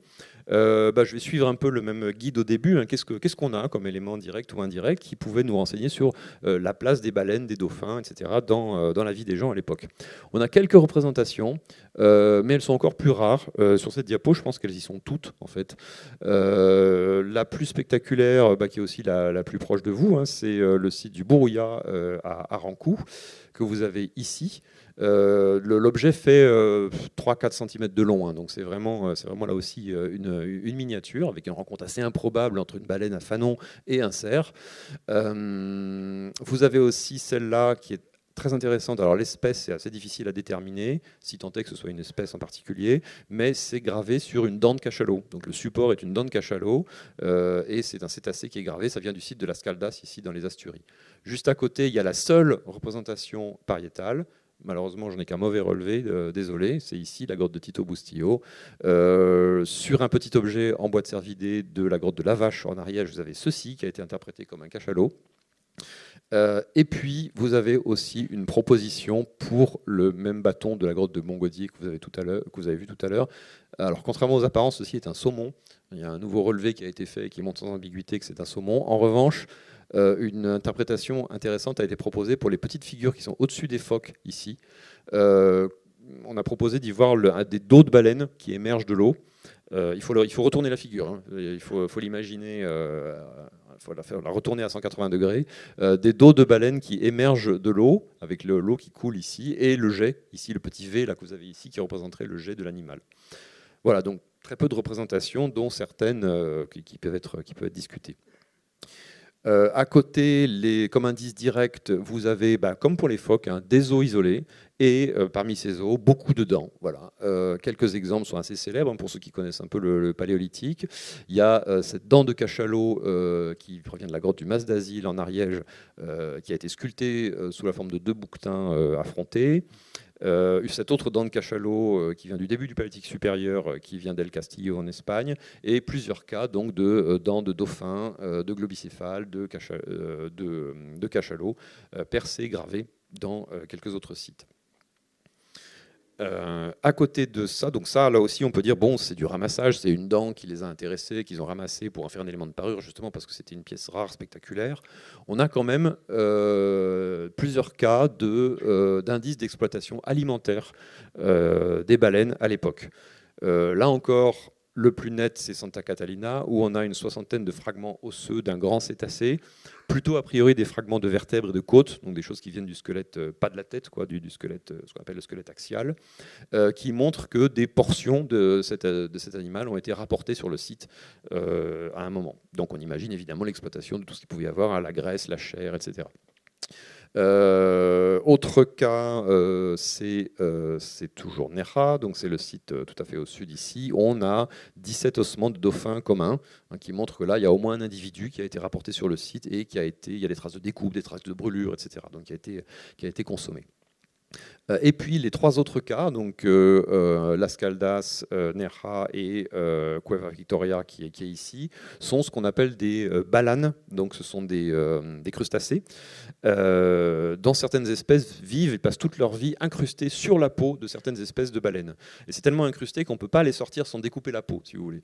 Donc la présence de ces fragments de coquilles de carapace à l'intérieur des sites montre indirectement qu'il y a des portions de peau de baleines qui ont été rapportées. Et évidemment, si on amène la peau, on imagine qu'on amène aussi le reste, la graisse, la viande, etc.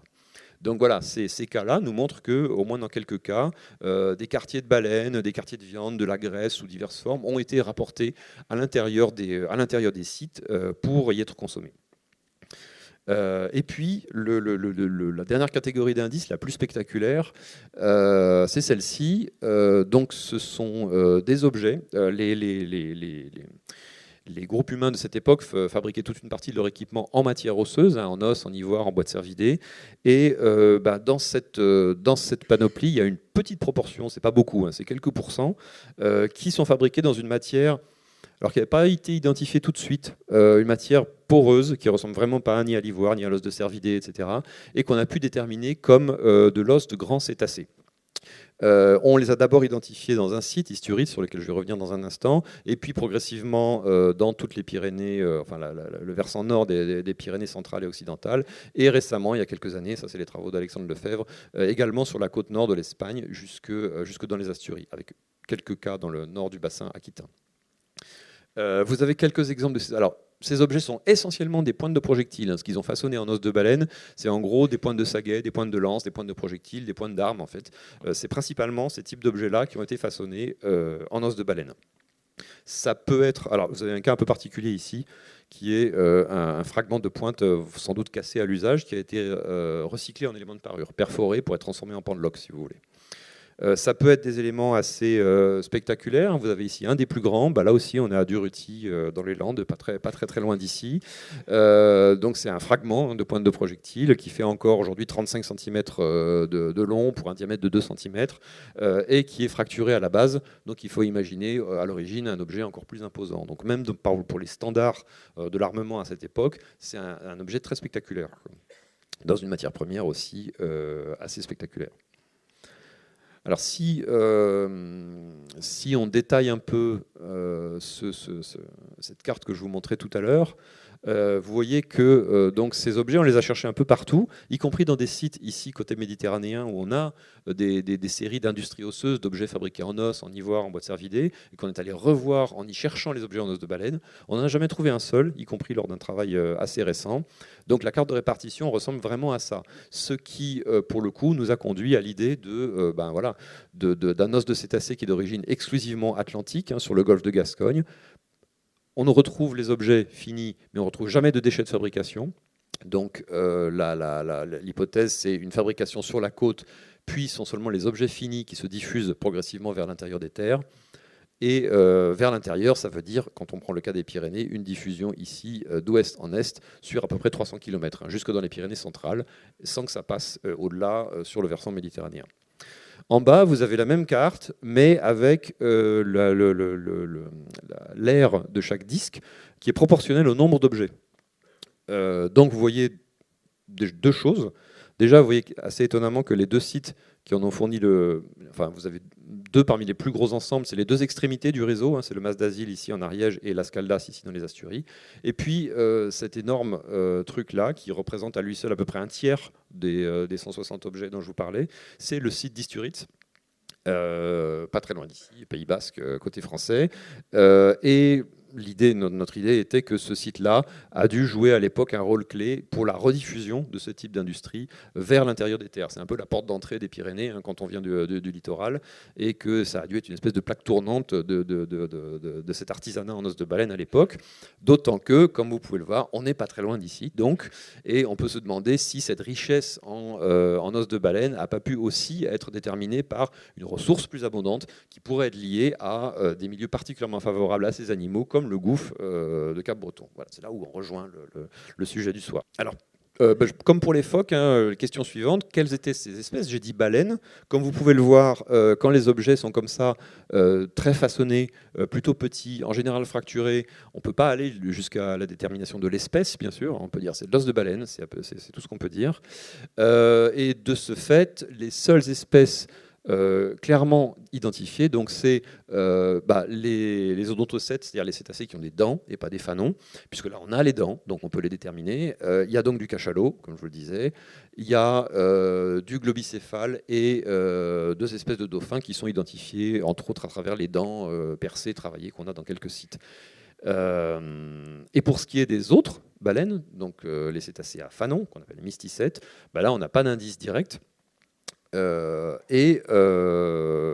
a éventuellement quelques indices indirects à travers les figurations, mais c'est pas évident de dire toujours quelle espèce était représentée, et la présence de ces balanes qui sont spécifiques de certaines espèces.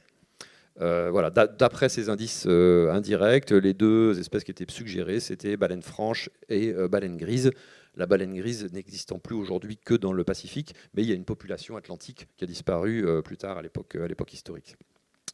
Alors c'est un peu le côté paradoxal des baleines. On peut imaginer bien sûr que pour des sociétés qui fréquentent le littoral, ces animaux ont représenté une énorme source une ressource très importante, une énorme source de beaucoup de produits, voilà, de la viande, de la graisse, des ossements, les fanons, etc., etc. Depuis fort longtemps, vous en avez quelques exemples ici, hein, de scènes de chasse à la baleine du Chili et de la Corée du Sud, assez mal datées, mais globalement entre au moins 3000 avant le présent, 1000 avant notre ère. Donc voilà, la chasse à la baleine, c'est une histoire ancienne dans plusieurs endroits du monde, et l'exploitation des baleines encore plus. Mais le paradoxe de ces gros animaux, c'est que c'est beaucoup de ressources, mais peu de visibilité archéologique, pour une raison simple. Vous avez deux exemples ici très différents, un qui vient de Patagonie et un qui vient des Pays-Bas, d'Anvers. C'est que c'est pas des animaux qu'on rapporte entiers jusqu'à son campement. Ils sont dépecés sur le rivage, voire dans l'eau. Et ce qu'on rapporte à l'intérieur des terres, ce qu'on rapporte jusqu'au campement, en général, ce sont les matériaux périssables, la peau, la graisse, la viande qu'on va consommer ou qui de toute façon ne vont pas se conserver. Et du coup, on a peut-être aujourd'hui une image extrêmement, où on sous-évalue extrêmement l'importance de ces animaux dans le monde des chasseurs-cueilleurs de l'époque, tout simplement parce que paradoxalement, ce sont des animaux qui laissent très peu de traces archéologiques. Voilà. Alors pour essayer d'aller un peu plus loin dans cette idée, pour creuser ce paradoxe-là, on a monté avec plusieurs collègues il y a 5 ans maintenant un projet financé par l'Agence nationale de la recherche, dont l'objectif était de reprendre ces indices qu'on a, donc en particulier les objets en os de baleine, et d'essayer de leur faire dire le plus de choses possibles sur les cétacés de l'époque. Alors, c'est des résultats qui sont encore en cours de publication, c'est pas finalisé, donc c'est difficile à évoquer publiquement, mais je vous montrerai quand même les quelques données préliminaires qu'on a. Je vais rentrer, oui, il me reste un peu de temps. Je vais rentrer un petit peu dans la technique. Je vais vous expliquer un peu ce qu'on a fait sur ces fameux objets, sans trop détailler les méthodes. Donc, les deux questions qu'on voulait se poser, c'est l'identification plus précise des espèces. Et voilà, on va aller au-delà de l'idée de os de baleine pour se dire, bah oui, mais c'était quoi comme espèce exactement à cette époque dans le golfe de Gascogne. Et pour ça, on a utilisé une méthode dont vous avez le nom ici. C'est donc l'empreinte peptidique de masse du collagène, que vous connaissez beaucoup plus probablement sous son acronyme de ZOOMS, Zoarchaeology by Mass Spectrometry. Je ne vais pas décrire en détail, d'autant que ce n'est pas ma spécialité, mais en gros, c'est fondé, comme la datation radiocarbone, sur l'analyse du collagène qui est contenu dans les os. Il se trouve que la structure de cette molécule de collagène est différente d'une espèce à l'autre.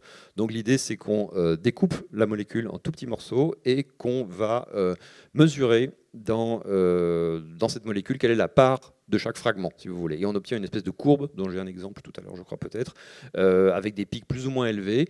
Et cette courbe est différente d'une espèce à l'autre. Donc ensuite, on la compare avec une bibliothèque de référence qui nous dit, voilà, ça c'est un spectre de baleine grise, ça c'est un spectre de rorqual. Et on regarde de quel spectre notre échantillon archéologique est le plus proche. Voilà, ça c'est le principe. Donc voilà, cette méthode-là qui impose de prélever une partie de l'objet, on l'a mise en œuvre pour identifier l'espèce. En même temps, sur les mêmes prélèvements, on avait donc un programme de datation parce que, comme vous l'avez vu, depuis le début, je suis resté sur des fourchettes de temps qui sont pour nous assez floues, entre 20 000 et X, de 40 000 à 10 000. La raison, c'est entre autres que l'essentiel de ces objets viennent de fouilles anciennes, avec des méthodes qui sont obsolètes par rapport à ce qu'on fait aujourd'hui. Il y a une précision stratigraphique qui n'est pas très bonne, et donc c'était difficile de les dater précisément. Autrement que en prélevant un morceau et en faisant une datation. Alors là, on a utilisé une méthode très classique, une datation radiocarbone, qui est là aussi sur la mesure de la radioactivité qui reste dans le carbone 14 contenu dans le collagène de l'os.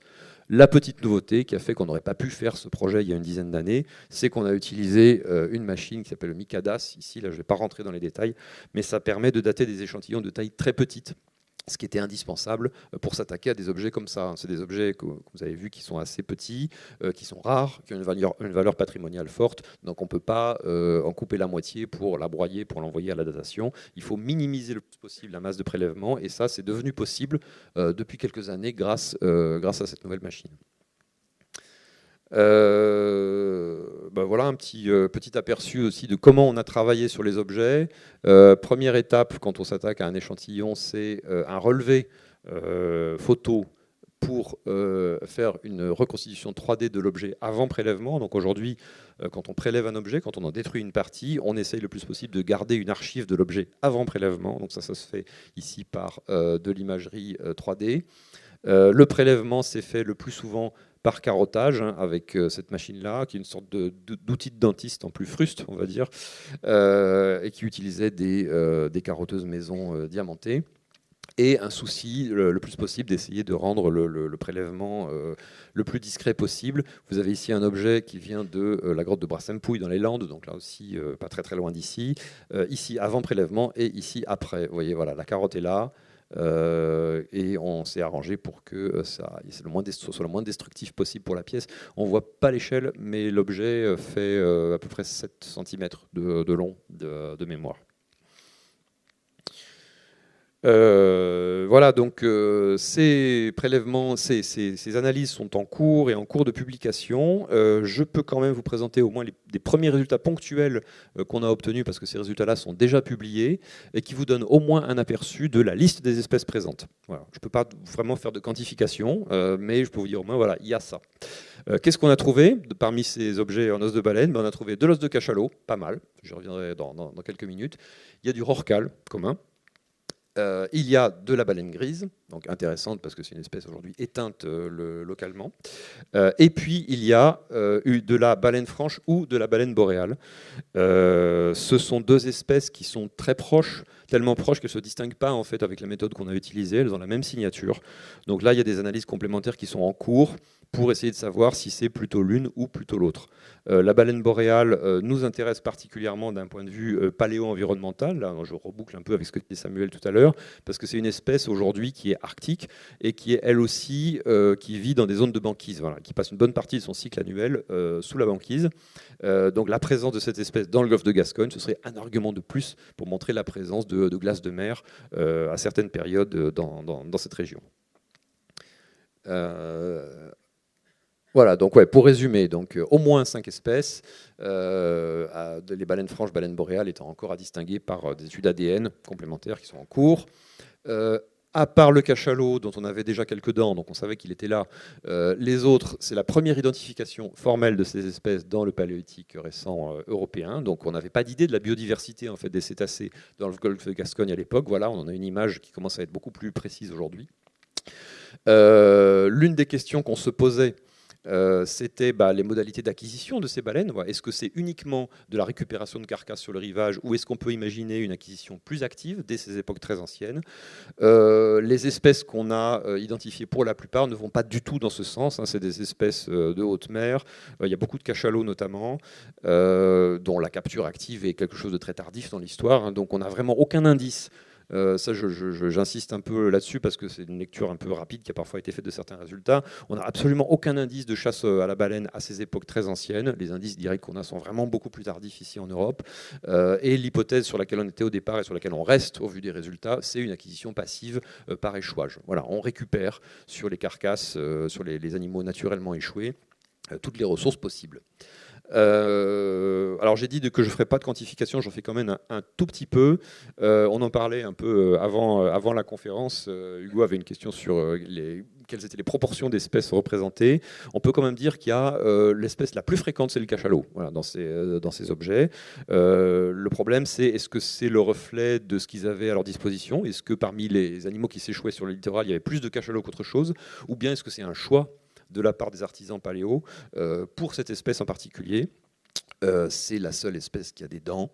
La mandibule inférieure est une sorte de planche d'os magnifique, parfaitement rectiligne, qui, quand on fabrique des objets en matière osseuse comme il le faisait à l'époque, est un support parfait pour fabriquer toute une série de types d'objets. Il y a peut-être eu une sélection biaisée en faveur de cet animal, ou au moins de certains ossements de cet animal. Ça, c'est une hypothèse, on le sait pas, on n'est pas certain, mais voilà. En tout cas, la situation, c'est un peu plus de cachalots que des autres. Voilà, je terminerai en rappelant le fameux documentaire qui a été mentionné au début. Alors, il était visible en ligne jusqu'à très récemment. J'ai essayé d'aller le revoir récemment. Apparemment, il est plus visible.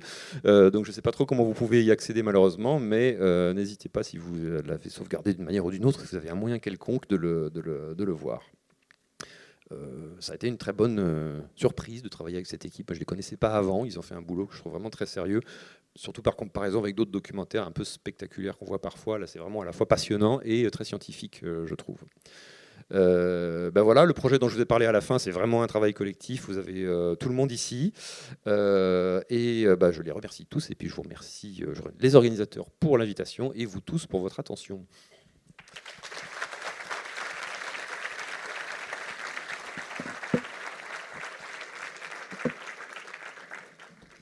Merci beaucoup Jean-Marc. On va passer maintenant aux interactions, aux questions du public. Mais moi, il y a déjà une question que je voulais te poser parce que je pense qu'on est plusieurs à se la poser. C'est que tu nous as parlé de ces grottes, notamment en Espagne, côté Cantabrique et tout. Je voulais savoir, ou dans les Landes, et tu travailles aussi à l'abbaye d'Artus. Je voulais savoir ces grottes, lesquelles peut-on visiter? C'est une... Alors, marchera pas. C'est une bonne question. Duretti, Dufort, les abris de Sordes, non, c'est pas visitable. Le site est même pas, même avec des bottes de rando, c'est pas visitable. En fait, c'est complètement envahi par la végétation. Isturitz, oui.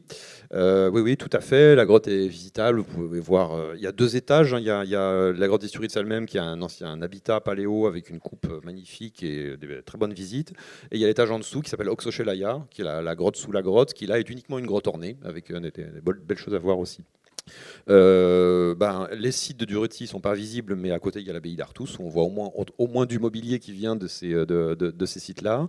J'ai parlé d'Arancou avec la toute petite représentation, c'est pas visible non plus, malheureusement, et les collections sont au musée des Aisies, donc là, ça fait un peu plus loin. Santa Catalina, c'est même difficilement accessible à pied, en fait, parce que c'est vraiment... Tito Bustillo, oui, je pense que ça doit être visitable, Tito Bustillo. Il y a des fouilles en cours. Je pense que c'est aménagé visite, il me semble. Ça, ce serait à vérifier. Il y a, pour l'Aquitaine, il y a un guide archéologique d'Aquitaine qui est sorti il n'y a pas longtemps, sous la direction de Jacques Jaubert. Je pense que si vous cherchez guide de la préhistoire ancienne en Nouvelle-Aquitaine, vous tomberez facilement là-dessus, et qui a une liste actualisée des sites visibles, pas visibles, etc. Donc au moins pour la Nouvelle-Aquitaine, c'est... Ok, merci. Donc on va passer aux questions avec le public. On va descendre, se mettre au même niveau que le public. Et Samuel, tu viens. Donc voilà, si vous avez des questions sur cette fascinante époque, c'est le moment.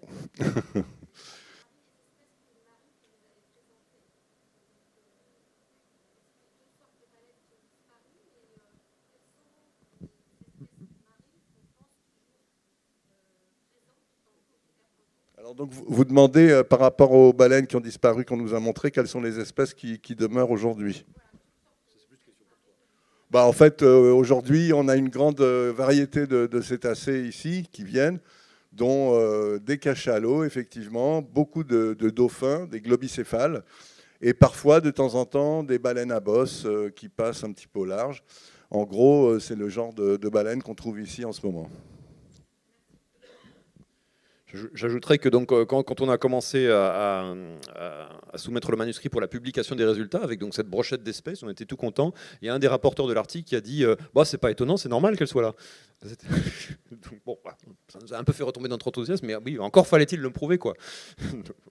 Mais effectivement, du point de vue environnemental, même paléo-environnemental, c'est pas une grande surprise. Mais ça montre que cette biodiversité, elle existait déjà à l'époque et qu'elle était aussi influencée par les conditions climatiques, puisqu'on a des animaux qui sont plus du tout présents sous nos latitudes. D'autres questions? On peut avoir la lumière? Allez-y si vous avez des questions dans le public. Oui.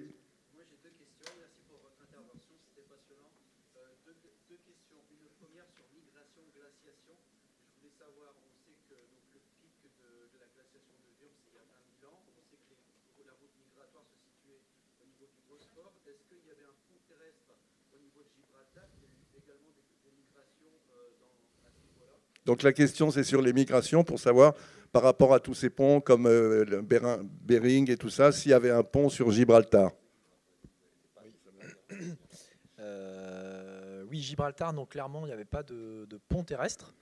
Il y avait encore de l'eau qui coulait, puisqu'on sait qu'il y avait une connexion entre la mer Méditerranée et l'océan Atlantique. Ça, c'est clair depuis longtemps. Donc il n'y a pas eu de pont depuis plusieurs millions d'années, ça c'est sûr. Par contre, oui, dans le détroit dans la mer de Bering, là, il y avait clairement un pont il y a 20 000 ans, jusqu'à au moins 15 000, je pense, facile. Ouais. Alors là, c'est un grand débat. Jusqu'à il y a au moins 400 000 ans, disons qu'il y a 400 000 ans, on est à peu près sûr qu'on pouvait passer à pied sur le détroit du Pas-de-Calais aujourd'hui. Donc ça veut dire que la Manche aujourd'hui et la mer du Nord, on pouvait regarder à gauche et à droite, mais c'était pas connecté. Voilà. Mais l'ouverture exacte, c'est compliqué. On sait que c'est multiphasé. Par contre, ce qui est sûr, c'est qu'il y a, dans la dernière glaciation, entre il y a 20 000 et 80 000 ans, là, c'était ouvert. Mais la date exacte, ça reste un débat.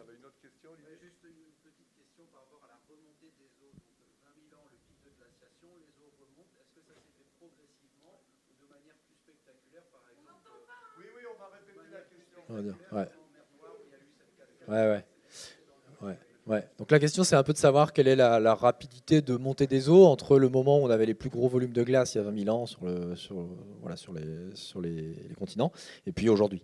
Donc c'est quelque chose qui s'est fait de manière... En fait, ça dépend comment on regarde. C'est d'abord si on regarde à nos échelles de temps longues ou si on regarde dans le détail. Ce qu'on sait, c'est que ça s'est fait, si on prend du recul, de manière très progressive. Donc on a on a ouais, le plus bas niveau marin, c'est vers 1000 ans. Le plus haut, c'est il y a 6000 ans. On est un peu redescendu après avant de remonter aujourd'hui. Mais donc, on a mis 14 000 ans à perdre 120 mètres de niveau de mer. Par contre, on sait que là-dedans, il y a des à-coups. Ça c'est très bien marqué, notamment dans les coraux fossiles, ce qu'on a appelé des meltwater pulses, donc des pulses d'eau de fonte qui sont arrivés. Il y en a eu deux principaux, où là on est remonté parfois de plusieurs, si je ne m'abuse, centimètres par an. Mais il faut imaginer qu'on était dans un contexte qui est très différent d'aujourd'hui, c'est-à-dire qu'on avait un climat qui se réchauffait en réponse à des paramètres orbitaux qui étaient vraiment en train de forcer le climat à se réchauffer. Et on avait, contrairement à aujourd'hui, des calottes de glace immenses qui étaient complètement déstabilisées. Donc là, on était en train de perdre de l'eau énormément, donc on avait un niveau qui remontait très vite. Voilà. Que dans une vie d'homme, à certains moments, on a pu voir vraiment des... Oui. Alors en fait, c'est ce qu'il faut réaliser, c'est que pour le coup, Cabreton, c'est un très mauvais exemple parce que entre, on va dire, 10 km entre il y a 20 000 ans et aujourd'hui, la mer a bougé. À l'échelle d'une vie d'humain, vous n'avez pas vu grand-chose. Par contre, si vous avez eu la même vie en mer du Nord, donc entre les îles britanniques et la Scandinavie, là, on a quasiment plus de, à la louche, je sais pas, 1500, 2000 km de plaines qui ont été inondées en relativement très peu de temps. Et on en parlait tout à l'heure, j'aurais pu les chiffres en tête, mais on avait fait ça avec des étudiants par rapport à la pente moyenne et par rapport à des courbes de montée de niveau de mer. On se faisait la réflexion que dans la vie de quelqu'un, même s'il avait vécu que 30 ans à l'époque, parce que je pense que c'était un peu l'ordre de grandeur, je ne sais pas trop, c'est sûr que là, son campement, si campement il y avait, il était très très régulièrement dégagé, et que là, sur une vie d'homme, on pouvait peut-être passer une centaine de kilomètres, on était reculer d'une centaine de kilomètres pour ne pas être submergé. Mais ça, c'est sur des zones évidemment de très très faible pente. Ouais.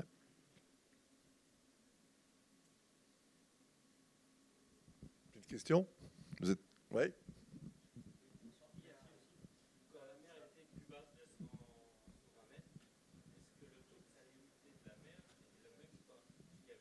Donc tu répètes.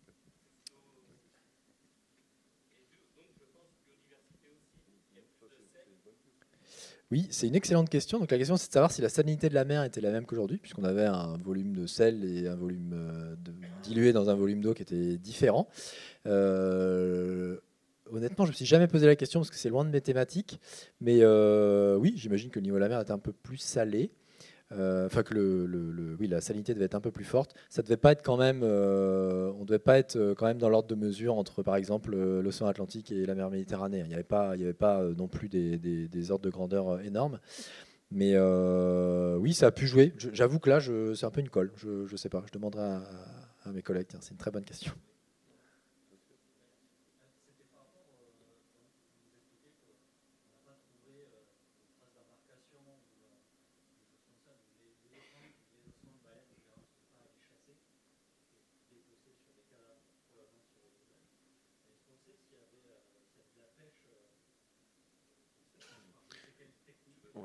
Alors, alors la question était donc, on sait qu'il n'y avait pas de navigation et pas de chasse active à la baleine, mais est-ce qu'il y avait de la pêche d'autres espèces? Alors, c'est quelque chose qui a sans doute été occasionnel de tout temps. Parce que des quelques traces de poissons, pas forcément marins d'ailleurs, ça peut être de la pêche en fleuve aussi, hein, mais quelques traces de poissons ou de ressources aquatiques au milieu de milliers d'ossements de bison, c'est quelque chose qu'on trouve assez régulièrement en fait. Ça s'intensifie. C'est le créneau que j'avais donné tout à l'heure, aux alentours de 16 000, 18 000, où là on trouve plus régulièrement. Alors il y a des poissons marins, il y a du bar, il y a de la dorade, il y a le problème des saumons et des anguilles, dont quand on les retrouve, on ne sait jamais s'ils ont été pêchés dans la mer ou pas dans la mer. Donc c'est le problème de ces animaux qui voyagent de l'un à l'autre, c'est qu'on ne sait pas si ce sont des indices de pêche marine. Mais en tout cas, on en retrouve plus à cette période. Il y a du saumon, il y a de la pêche clairement fluviale au saumon dans les Pyrénées. Il y a des sites en Ariège où on retrouve pas mal d'ossements de saumon à côté des rennes et des chevaux. Et il y en a aussi des indices en bord de mer. D'après les les tailles d'individus qui sont capturés, les spécialistes évoquent de la pêche au filet. Voilà, parce que suivant la méthode qu'on utilise, ce n'est pas les mêmes classes de taille qui sont prises. Et il pourrait y avoir le développement de pêche au filet à cette époque. Moi, j'ai tendance à penser que le développement de l'exploitation des ressources littorales à cette période-là, donc aux alentours de 16 000, 17 000, est lié peut-être au fait qu'avant, il y avait des verrous techniques qui empêchaient d'exploiter certaines ressources. Et là, il y a peut-être des innovations qui se produisent. Exemple, l'invention des filets qui permettent de capturer des ressources auxquelles on ne pouvait pas accéder avant, quoi. Donc voilà, pêche, oui. Il y a aussi les éléments barbelés que j'ai montrés, hein, qui peuvent très bien servir à prendre du poisson, mais probablement pas de pêche embarquée en tout cas. Oui, pour ce qui est des cétacés aussi, c'est ce qu'on discutait avant, c'est que quand ils meurent en mer, peut-être ils coulent, mais au bout d'un moment, les gaz de la décomposition, il faut qu'ils flottent. Et peut-être c'est comme ça qu'on a eu beaucoup de charognage, c'est-à-dire des cétacés échoués sur la plage, comme on en avait à une certaine époque. C'est vrai qu'on a un problème là-dessus, c'est qu'on le sait bien maintenant aujourd'hui, l'essentiel des échouages de cétacés qu'on voit, nous, sont d'origine humaine maintenant. Donc on a du mal à projeter l'image d'aujourd'hui sur le passé, parce qu'on ne sait pas comment c'était autrefois, mais c'est certain que ce n'était pas comme maintenant. Parce que la cause principale, ce qui est aujourd'hui la cause principale d'échouage, c'est-à-dire nous, n'existait pas. N'empêche que voilà, il y a quand même des échouages, il y a quand même des carcasses qui arrivent. Effectivement, portés, donc les animaux coulent lorsqu'ils meurent. Lors de la décomposition, le dégagement des gaz fait qu'ils remontent et ils peuvent dériver jusqu'au littoral. Donc ils arrivent dans un état déjà très avancé, qui pour nous, culturellement, serait probablement considéré comme immangeable. Mais alors là, je vous assure que la plasticité humaine là-dessus, elle est énorme et que voilà, ce qui paraît pourri à certaines cultures paraît tout à fait mangeable et même meilleur à d'autres. Donc rien n'empêche que ces animaux aient été exploités.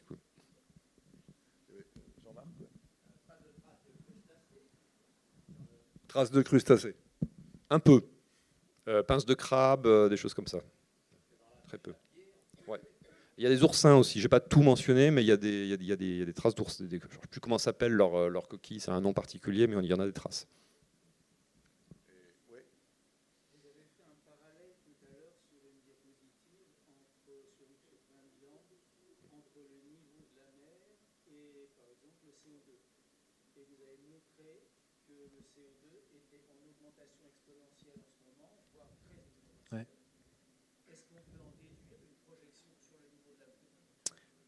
Ouais, donc la question, c'est par rapport à la diapositive où j'ai montré de manière assez rapide une covariation entre le niveau de CO2 et le niveau des fluctuations des mers. On voit, j'ai montré qu'on a un grand pic aujourd'hui de CO2 qui sort complètement de la gamme de ce qu'on a vu sur les derniers millions d'années. Et donc, est-ce qu'on peut prédire comme ça facilement le niveau des mers d'aujourd'hui ou demain? Alors, c'est assez difficile de répondre. Ce qu'on peut voir, c'est que on peut déjà voir que le taux de CO2 actuel est très élevé et que le niveau de la mer bouge relativement peu. Donc, on voit déjà qu'il y a d'aucuns diraient que ça prouve qu'il n'y a aucune conséquence du CO2 sur le niveau de la mer. La réponse scientifique, c'est plutôt de dire qu'il y a une très forte inertie en fait des masses glaciaires du Groenland et de l'Antarctique qui sont dans des zones extrêmement froides et qui donc ont besoin d'un chauffage un peu fort pour commencer à réagir. Contrairement, je le précise parce que c'est important, aux calottes de glace qui étaient beaucoup plus sud pendant les périodes glaciaires. Et là, le chauffage, il fallait qu'il chauffe un peu moins fort pour que tout de suite les calottes de glace réagissent. Donc là, on a des calottes de glace qui sont un peu préservées dans les pôles. Donc il faut une inertie forte. En gros, on sait, et on le voit aujourd'hui, que les glaciers fondent. C'est des volumes dantesques aujourd'hui par an. C'est des gigatonnes et gigatonnes de glace qui fondent. Mais ça met du temps en fait à se cumuler sur un océan aussi vaste que le nôtre, donc ça prend du temps pour que ça monte et ça nous est fortement heureux. Par contre, la grosse question aujourd'hui, c'est le rythme que ça va prendre, et c'est notamment lié à l'instabilité des calottes de glace. Aujourd'hui, on sait pertinemment que ce qu'on enregistre, on va dire avec l'historique, mais aussi maintenant surtout les satellites depuis quelques décennies, et ben, quand on compare avec ce qu'on sait du passé par rapport à des carottes marines que moi je peux étudier par exemple, on voit très bien que ce qu'on connaît aujourd'hui, c'est extrêmement calme et extrêmement doux, alors qu'on a des cataclysmes glaciaires qui sont beaucoup plus gros avec des retraits glaciaires dantesques qui se sont passés il n'y a pas si longtemps que ça, et notamment pendant la dernière déglaciation. Ce qui laisse à penser qu'en fait, avec des taux de CO2 pareils, évidemment que le niveau de la mer va monter, Mais la grosse incertitude, c'est de combien? C'est parce qu'en fait, on a du mal à voir, à comprendre quand et comment en fait cette glace va se déstabiliser. Est-ce que ça va être en un coup, un gros moment, et qu'on va se prendre beaucoup de niveaux de mer d'augmentation de quelques dizaines de centimètres, par exemple, en quelques dizaines d'années ou centaines d'années, ou est-ce qu'à l'inverse, ça va être toujours petit à petit, etc. On sait qu'il y aura des instabilités de glace, on voit déjà de plus en plus, on a de plus en plus d'évidence de gros morceaux de glace qui se détachent, d'instabilité croissante au niveau de la calotte antarctique, mais ça reste quelque chose qui est assez difficilement mesurable. Il y a des grosses incertitudes. Ce qu'on sait aujourd'hui, a priori, c'est que quand bien même on arrêterait tout de suite maintenant d'émettre du CO2 des gaz à effet de serre, c'est pas possible qu'on ait à la fin du siècle dans lequel on est, donc 2100, donc vos enfants seront tout juste vieux, il y aura au moins 1 mètre de niveau de mer en plus. Ça paraît pas grand-chose, mais sur des zones planes, c'est énorme.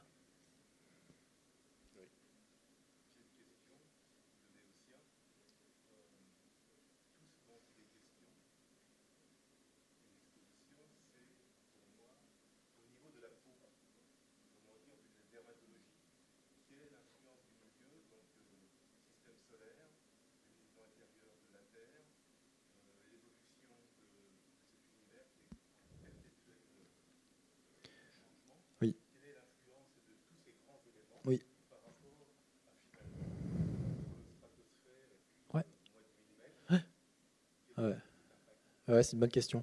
Donc la question, c'est un peu de savoir, par rapport à ce dont on a parlé, si j'ai bien compris, hein, si je traduis bien, vous me direz.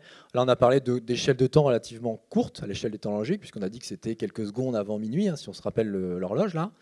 Et donc, monsieur demande à des échelles de temps plus longues, qu'est-ce qui se passe? Est-ce que, en fait, la question derrière ça, c'est est-ce que ce qu'on voit aujourd'hui est représentatif de ce qui a pu se passer avant? Alors, vous avez tout à fait raison.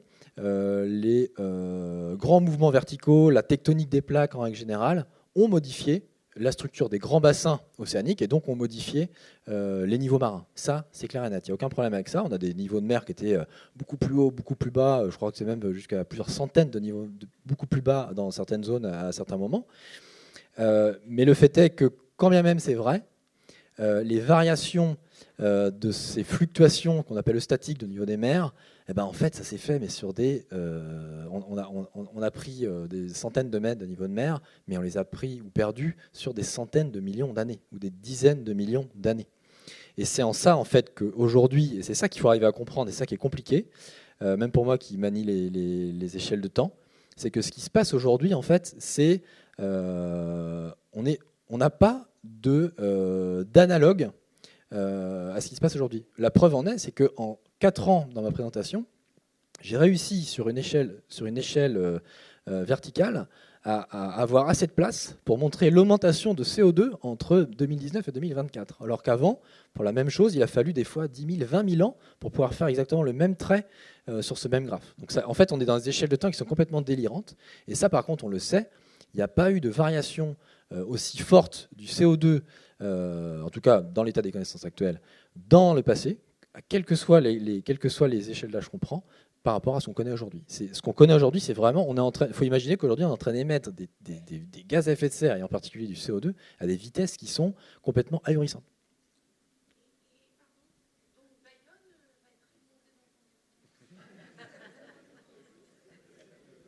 Je crois que vous pouvez encore acheter à Bayonne. Je pense que ça va bien se passer. Pour Bayonne, en tout cas. Si je peux juste ajouter un complément à ce que tu viens de dire, on n'a pas d'analogue effectivement de cette situation, et on n'a pas non plus d'analogue historique ou archéologique de la réponse d'une société comme la nôtre à ce type de situation. Tu parlais des chasseurs qui effectivement ont dû déplacer leur campement parce que voilà, sur l'espace d'une vie, ils ont perdu des très grandes distances. Bon, nous, c'est pas des campements de chasseurs-cueilleurs qu'il faudra déplacer. Donc effectivement, on est aussi, je dirais, anthropologiquement, historiquement, dans une situation qui n'a aucun analogue, voilà, dans l'histoire humaine, je pense. Il y avait une question par ici tout à l'heure. Oui, voilà.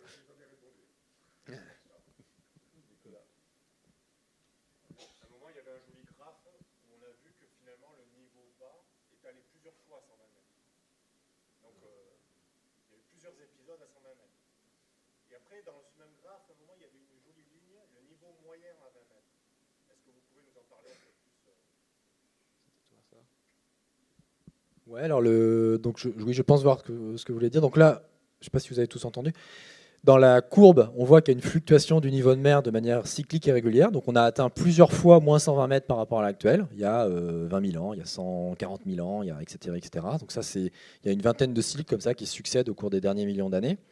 Et donc ça, globalement, ces périodes de bas niveau marin, plus bas qu'aujourd'hui, ça représente environ 80% des derniers 3 millions d'années. Donc en fait, ce qu'on vit aujourd'hui, déjà même sans parler du problème anthropique, c'est-à-dire des conditions interglaciaires de haut niveau marin, c'est assez peu représentatif des derniers millions d'années. Donc on est dans une fenêtre de temps assez exceptionnelle par rapport à ce qui s'est passé sur cette grand âge de glace qui a duré environ 3 millions d'années. Maintenant, ces fenêtres de temps où on avait des niveaux de mer un peu plus hauts qu'aujourd'hui, c'est ce qu'on appelle donc les périodes interglaciaires strictes. Et effectivement, on sait que, par exemple, la période dans laquelle on vit aujourd'hui, qu'on appelle l'Holocène, on est sur un niveau 0 ou plus quelques tout petits mètres, il y a peut-être 6 000 ans. Ça, c'est ce qu'on connaît aujourd'hui. Par contre, si on revient sur l'interglaciaire précédent, il y a 100 000 ans, on a un niveau des mers qui est estimé entre plus 5 à plus 10 mètres par rapport à aujourd'hui. Et en fait, quand on se balade sur ces interglaciaires, on voit qu'on a une certaine variabilité. Voilà, donc je ne sais pas si ça répond à la question.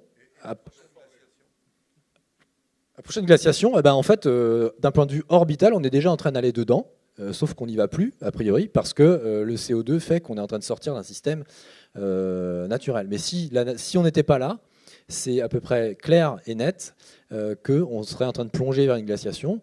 Alors pas demain, mais que dans 20 000 ans, on serait dans une situation beaucoup plus glaciaire qu'aujourd'hui. Mais ça, aujourd'hui, c'est complètement annulé par les taux de CO2 et de gaz à effet de serre qu'on est en train de balancer. Si on veut. Ouais. En fait, quand on voit la ligne des 20 mètres, c'est pas le fait qu'à l'échelle de l'océan, de la vie de l'océan, si on devait représenter une seule carte, son niveau moyen serait 20 mètres plus bas. C'est-à-dire les traits de côte correspondraient à la moyenne de façon... Il n'y a pas de niveau moyen, en fait. C'est ça qu'il faut retenir, c'est qu'en fait, il n'y a pas un niveau moyen, il y a un niveau qui fluctue tout le temps, avec des comment dire, des number en anglais, ouais. Alors, ça, c'est vrai que pour ce qu'on appelle le Quaternaire ou le Pléistocène, l'âge de glace, les 3 derniers millions d'années. Par contre, si on remonte avant, et là, on commence à s'en aller dans des climats beaucoup plus chauds qu'aujourd'hui, là, on avait des niveaux marins qui étaient beaucoup plus hauts. Il suffit de remonter pas très très loin, quelques dizaines de millions d'années, on avait des bassins aquitains qui étaient sous l'eau, par exemple. Mais ça, c'est complètement d'autres périodes de temps et c'est des échelles de temps où là, on est complètement dans un autre schéma de pensée et de vitesse de variation, en fait.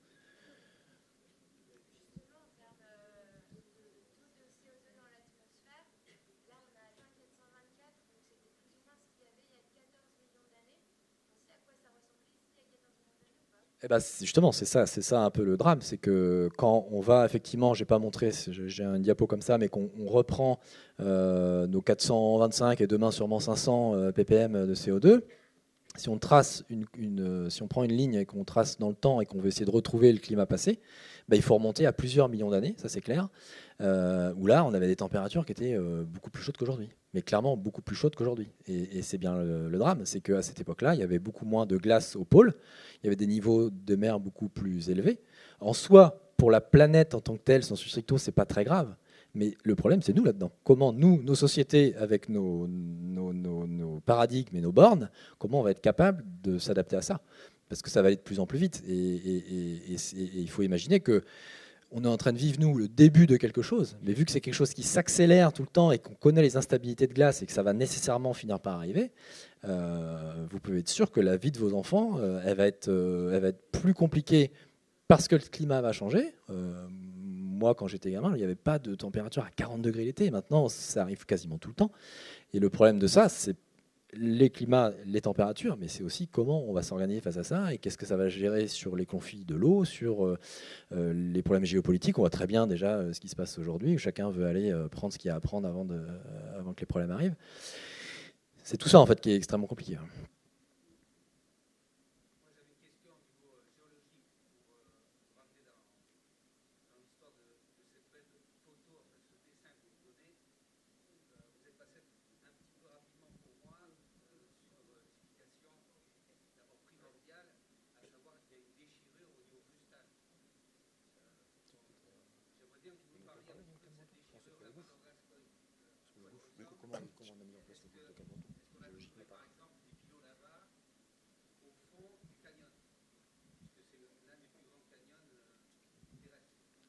Et la question en cours, c'est quoi? C'est uniquement à propos du canyon?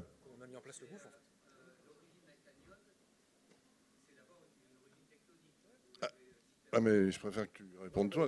Oui, alors je suis pas spécialiste de la chose, mais globalement, effectivement, on a eu au cours des dernières dizaines de millions d'années une plaque ibérique, donc en gros Espagne-Portugal aujourd'hui, qui pivote par rapport à ce qui est la France globalement, avec l'ouverture du golfe de Gascogne. Donc on a quelque chose comme ça là qui se fait là. Et on a effectivement des réseaux de failles là-dedans.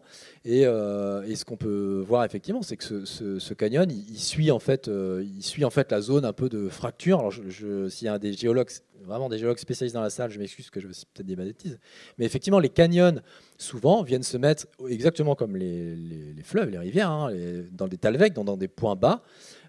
Qui sont surcreusés, enfin qui sont des dépressions géologiques et ils viennent s'encaisser là-dedans. Et après, on a une histoire sédimentaire qui est beaucoup plus, comme disait le monsieur, quelque chose de beaucoup plus superficiel. Voilà, mais l'origine est clairement, oui, géologique, quoi. C'est lié aussi au surgissement des Pyrénées qui ont créé un point haut et qui créent automatiquement un point bas. Et après, ça se fait sur des millions d'années.